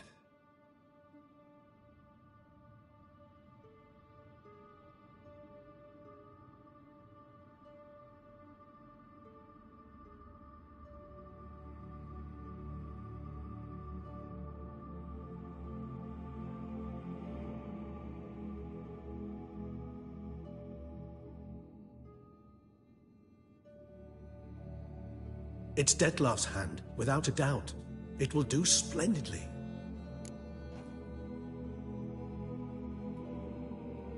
The hand. What do you plan to do with it? You've heard of Kovinaris' theory of tissue memory retention. Rings a distant bell. Read about it in Alchemia Oblitera. There's a copy at Kaer Morhen, tattered, nearly disintegrated. But if memory serves, Kovinaris never managed to prove it worked. He did prove it. Just never managed to publish his findings. He and I corresponded, you see, after we became friends. Thus, I know he completed his research and performed the first tests. It's complicated, so without delving into details, it is possible to use any piece of tissue to reconstruct what a whole body experienced. How's it work? We need any special equipment? We must brew a decoction which Kovinaris gave a rather poetic name, resonance. Once imbibed, it sends one into a trance similar to that induced by narcotics. This triggers visions of events linked to strong emotions experienced by the tissue's owner. Picture it as dreaming a fragment of someone's life. Any chance we might see what Dettlaff was doing just before he lost his hand? Indeed. Though I also hope resonance will reveal the location of Dettlaff's hideout. Ring's pretty intriguing. Made of no metal I've ever seen. And the ornamentation. It comes from our home, where we lived before the conjunction of spheres. It's actually mine. I received it from a dear old friend. You might call him a humanist. He saw us vampires as guests here, guests who owe their hosts, meaning you humans and the elder races, respect. Respect? Meaning not to treat us like cattle to be slaughtered for food? Precisely. And the reason why I, in turn, gave it to Dettlaff. To remind him of the ideals my old friend championed.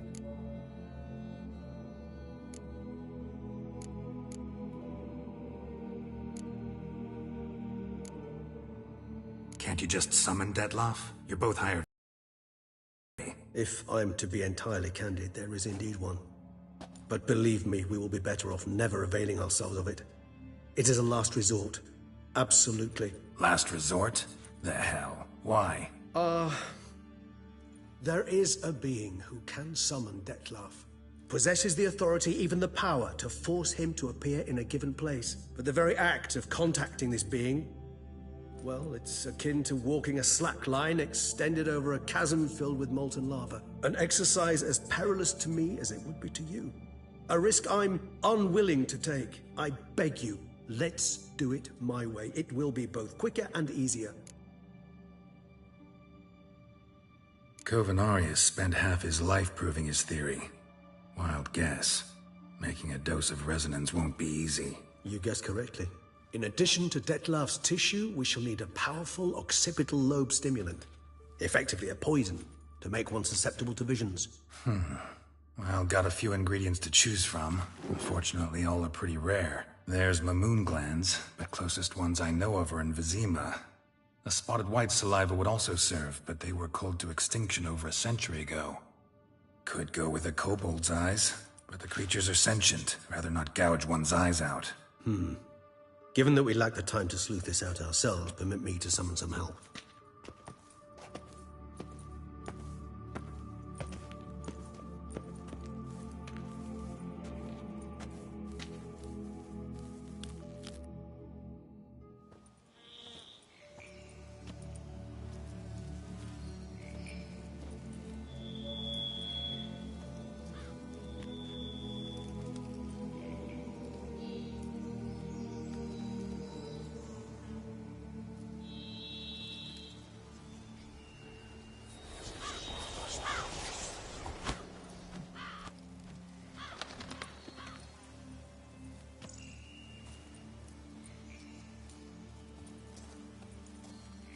What was that? A raven? Rather a common sight at this latitude. Very intelligent fowl. I asked him to look for the creatures you mentioned. Him and his brethren. Perhaps they'll find one in the area, and I would hazard that a flock of ravens will spy any said creature faster than a solitary witcher would. With all due respect to your skills, my friend. It will take them some time, nonetheless, so perhaps you'd care for a snifter of mandrake.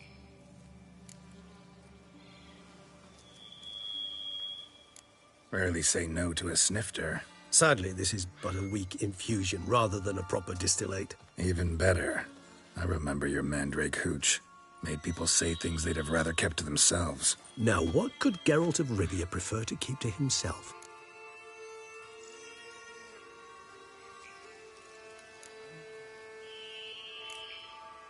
Everyone's got some secret. I agree wholeheartedly.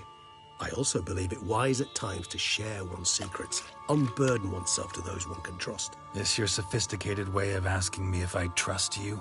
I prefer almost always to ask indirectly. It seems a test of intelligence, one you just passed. Maybe you should go first. Reveal one of your secrets. After all, you vampires lead very interesting lives. Anything in particular interest you?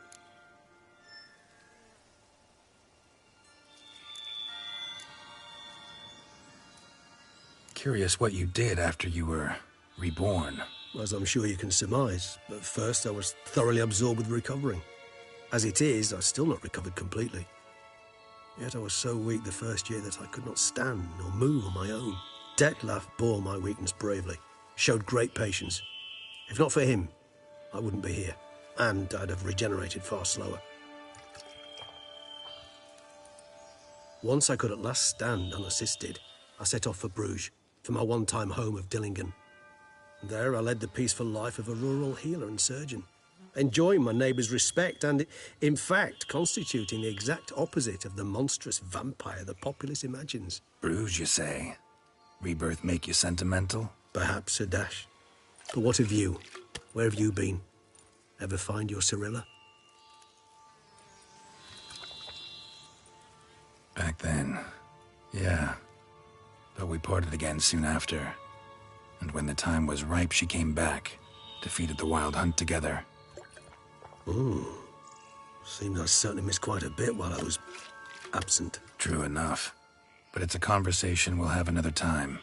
Need to know more about you now. Gotta ask you the big question. One everyone wonders about. What happens after death? You wish me to tell you if the human belief in the gods is well-founded? Well, that I do not know. We vampires differ exceedingly from you humans. Our matter, that of which we are composed, can exist without form.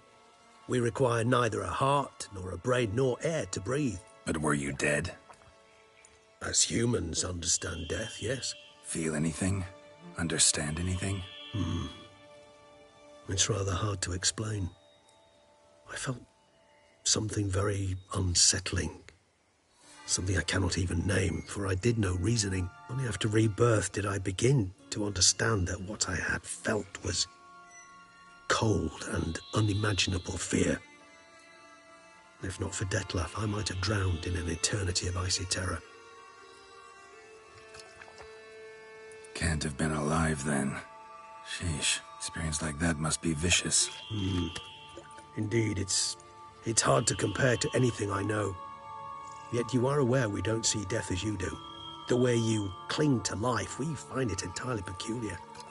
You are mortals, ergo it's a foregone conclusion. You will die. It's but a question of time. Thus, I often find myself wondering why you try so very hard. To die at 20 years, 40, even 100, what's the difference? They're all but the blink of an eye. Depends on your point of view.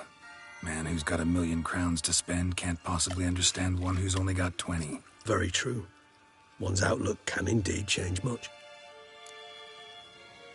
Give you a new start? Blank slate? Starting all anew is a very broad concept. What exactly do you mean? Your blood addiction, say.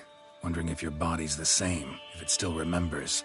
Maybe if you drank now, you wouldn't get hooked. All addictions are a form of slavery. Re-addiction's not a risk I'm willing to take, just to test a hypothesis about corporeal regeneration and whether propensities carry over. Fair enough. Curiosity, that's all. Sorry. Not to worry, Geralt. Curiosity is a natural reaction under the circumstances, apart from which I've always valued that trait in you. Always fascinated me the way vampires can regenerate. A hand growing back is one thing, but Detloff recreating you out of a wet smear? Something else entirely.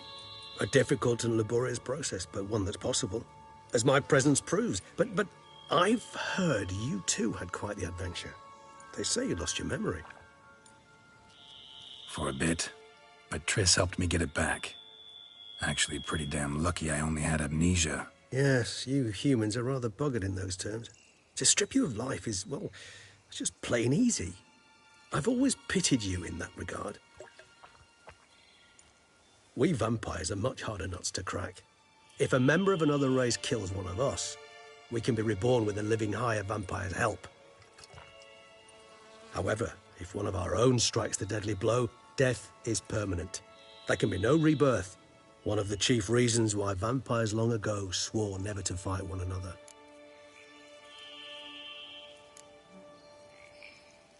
All right, give you one question. What do you want to know? One question to ask one as fascinating as you, Geralt.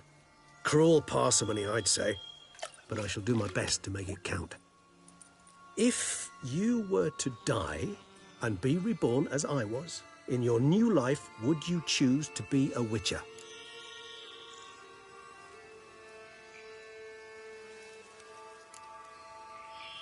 That's what interests you most?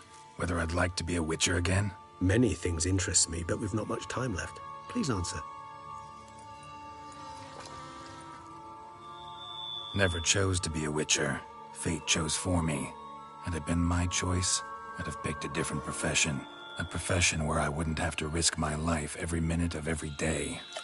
Maybe even one that'd earn me some respect. Thank you for being honest. Honesty is an attribute of the truly brave, and thus a privilege of the very few. Still no sign of your winged friend. Sure it understood what you wanted? Dead certain. Let's wait a bit longer. It'll return soon, don't doubt that for a moment.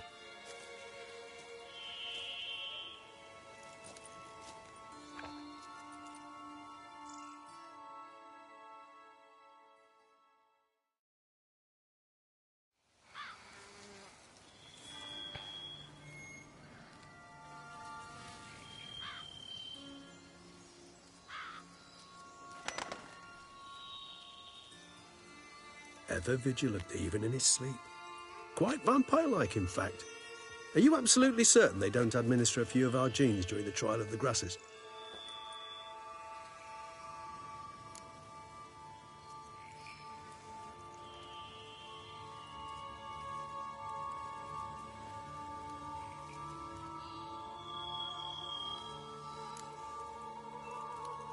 Appreciate the compliment. Got something for me? You were right. No kobolds or mamoons for miles around. Knew it. Allow me to finish. You see, there's this spotted white. It haunts an abandoned residence in the Caraberta woods. Impossible. My brethren hunted down every last spotted white before I was born. Then it seems you must revise your knowledge of spotted whites. For somehow this one managed to survive your brethren's onslaught. It seems I know this home it haunts. Recall a tale about it. Locals believe the place cursed. Perhaps that's how the white survived entirely unmolested.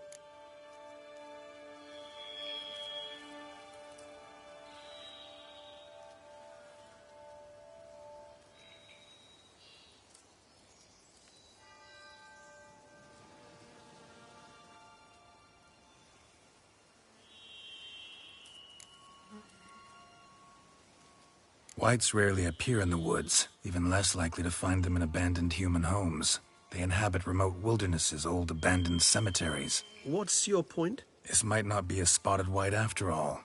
Your little helper might have made a mistake. I sincerely doubt it. Ravens are devilishly intelligent creatures, and they've highly developed observational skills. What exactly did they observe? The area around the estate. It's covered in spoons. Spoons? Spare me the skeptical smile. I'm but the bearer of this news. Or perhaps this spotted white is a hoarder. Or the spoons are somehow related to the curse.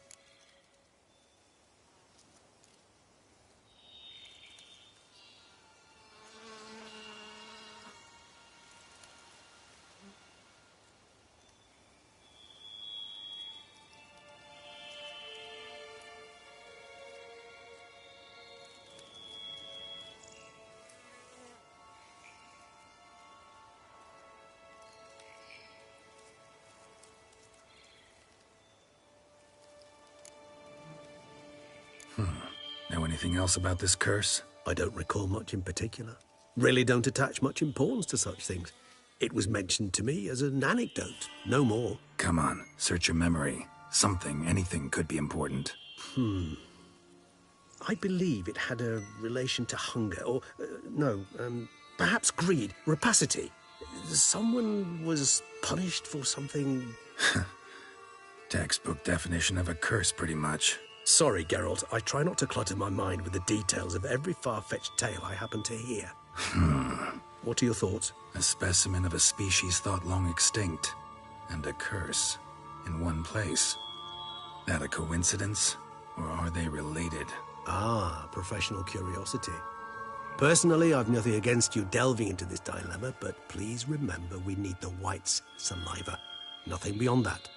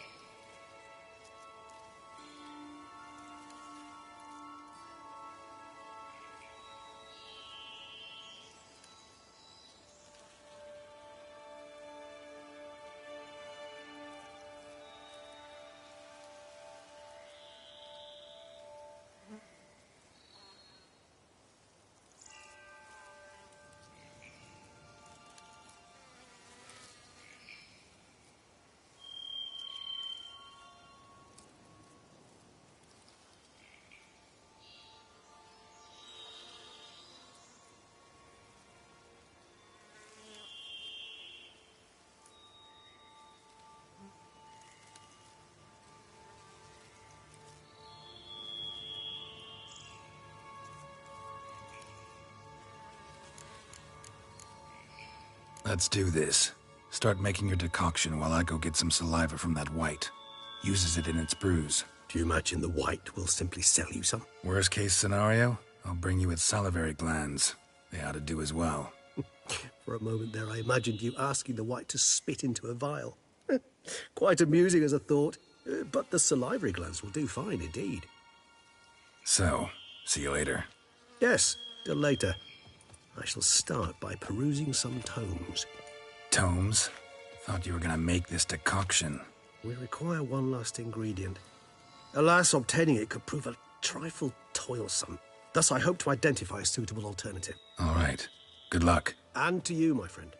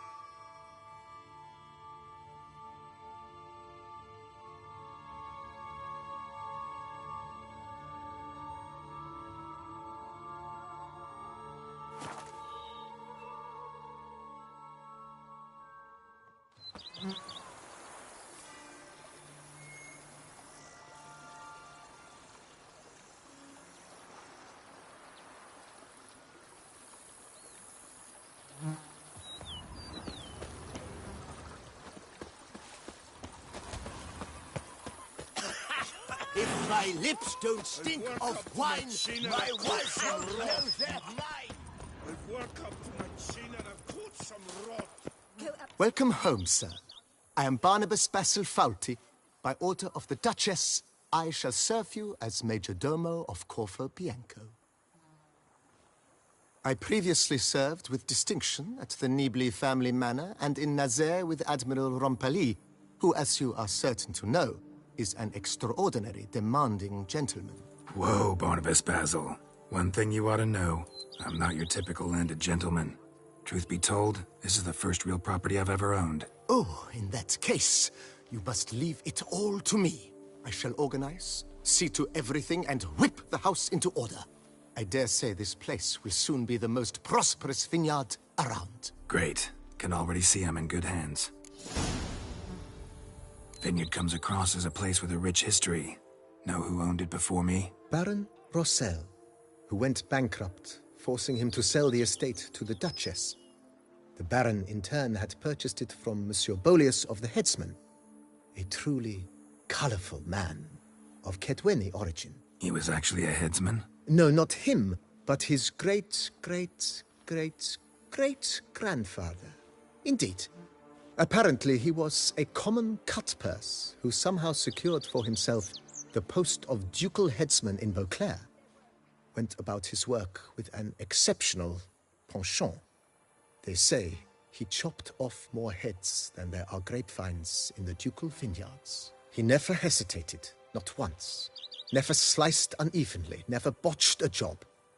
For his exemplary service, the Duke granted him a title and this estate. Monsieur Bolius, on the other hand, was an engineer in his younger years. Once retired, he settled here and took to producing wine. Sadly, misfortune struck and he lost his sense first of smell, then of taste. Additionally, he could not drink alcohol. His medic forbade it. Shame that. He gave up making wine? Not at all. He made even more of it. Began throwing wild balls to which he'd invite friends from far and wide in order to treat them to his wine and delight in the fact that at least someone could enjoy it. It's the sort of man he was, Monsieur Bolius.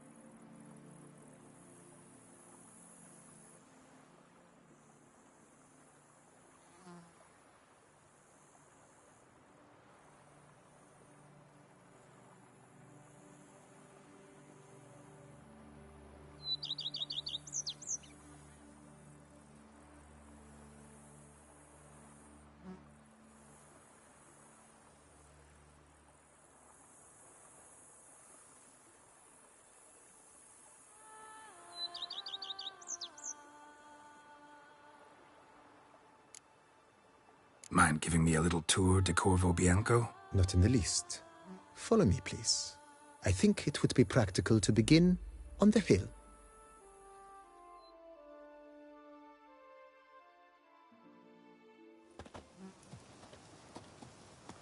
Behold, sir, your estate in all its splendor.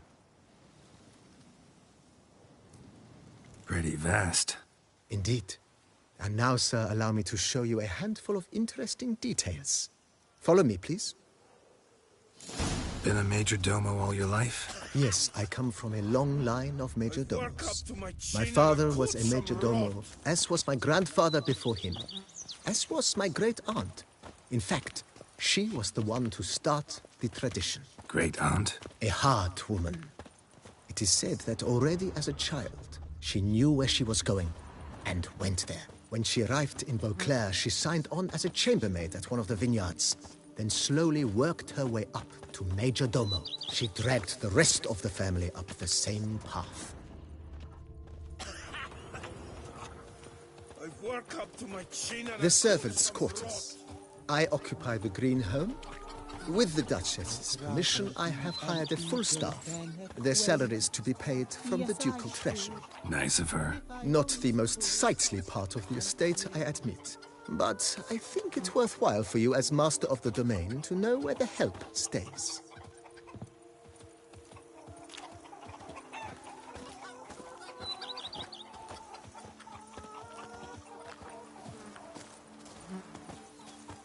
Baron Rossel ordered the vines in this part of the estate uprooted and olive groves planted in their place. They look beautiful, especially come spring. Don't look at all bad now, either. Down deep and got away. What's this? Follow me, please. Down below lies your vineyard, where we grow a strain of Carfanere, one of the world's oldest. Aged in oak barrels, it provides for an exquisite wine with distinct blackberry, wild cherry, plum, and cinnamon notes. Marvelous. Have to try it one of these days. Monsters are your catnip. It is mine! If my lips don't stink say Nice well. Picturesque. Yes, though it ran dry long ago. During the raucous feasts Master Bolius held, he would order it filled with wine. There's a tale about a guest attending a Bolius ball for the first time and thus unaware of the custom. He had suffered great heartbreak and had decided to end his life by jumping into the well. The festivities were coming to a close, and the well was nearly empty when the suicidal guest finally jumped. Instead of killing himself, he merely broke his legs. To numb the pain, he drank the wine. Drank himself to death? Not at all. When found the next day, he had concluded he'd witnessed twin miracles. The water had been changed into wine, and he had survived. He retired to a monastery in the Dragon Mountains and began preaching the wisdoms of Lebioda. Just take to work as they take to dance and drink.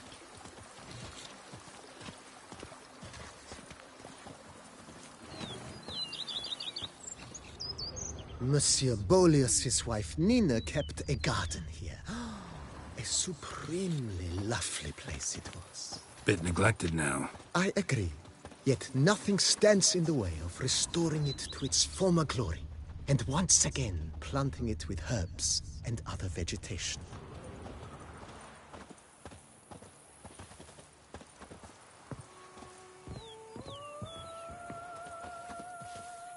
Madame Nina planted diminutive, delicate flowers and herbs here.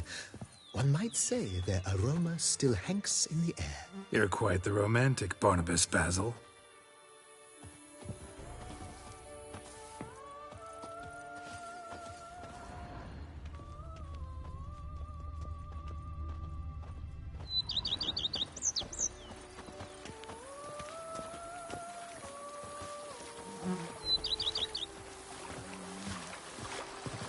Warm cow pit'll taste better than Coronata wine. Our knights errant? They're so heroic, we had to summon a witcher to do their work. This served as an additional wine cellar in years of plentiful harvests. Bit of work, and it'll make a fine stable for Roach.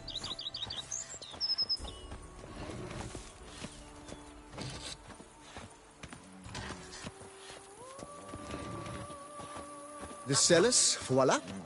During Monsieur Bolis's time, wine was kept here, but Baron Rossel used it to store olive oil as well. I took the liberty of cleaning up the mess, which I made while fighting the Bruxa. Thanks, Barnabas Basil. Appreciate it. A witcher. We could use one around here, full time.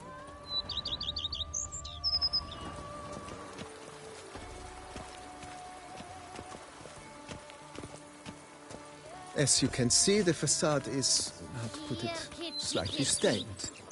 But one cannot deny it, a certain subtle southern charm. True, though it could use a bit of subtle paint.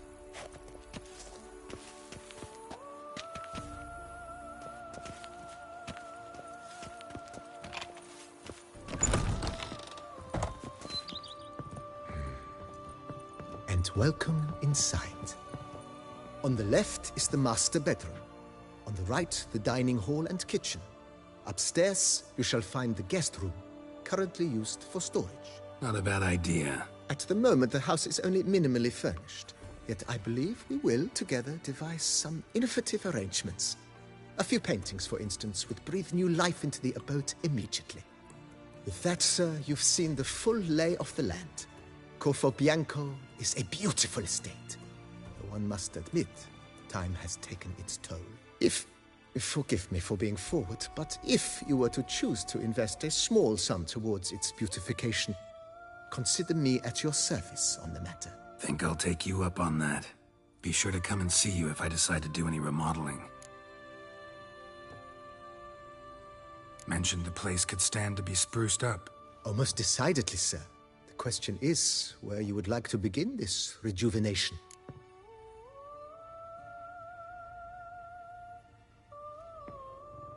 Been thinking about the outer walls. Maybe a fresh coat of paint or some patching. If I might dare to make a suggestion, why not start with a general renovation? I once oversaw such work at Admiral Rompelli's summer residence. The effects were simply breathtaking. Not only did the residence positively sparkle afterwards, but we also made room to display the Admiral's armor and weapons, of which he was a passionate collector. Need to think it over some. I understand, of course. As the venerable Lady Eve Knibley would so quaintly put...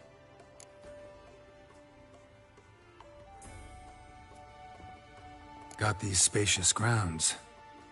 But maybe it's time to make them more... useful. Oh, yes. We certainly should.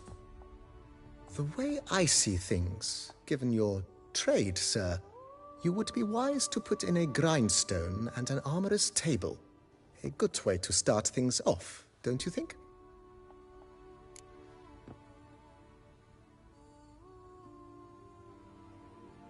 My armor needs work from time to time. You know, oil this, reinforce that. Could use a decent work table where I could do all that. Admiral Rompelli once hired a specialist who made the finest armorer's tables this side of the Yaruga. I will contact him at once. Know what? Might not be the best time to lay out that kind of coin. Let me sleep on it. Ponder the notion however long you wish, sir. I'm at your disposal always.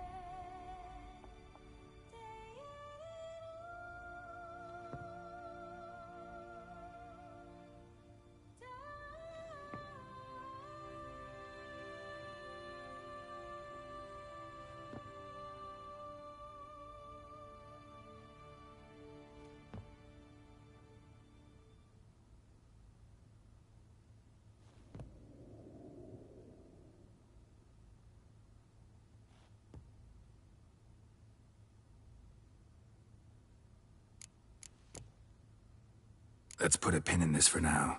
Remembered I have some urgent business to tend to. Not the slightest problem, sir. I am here to serve whenever you desire.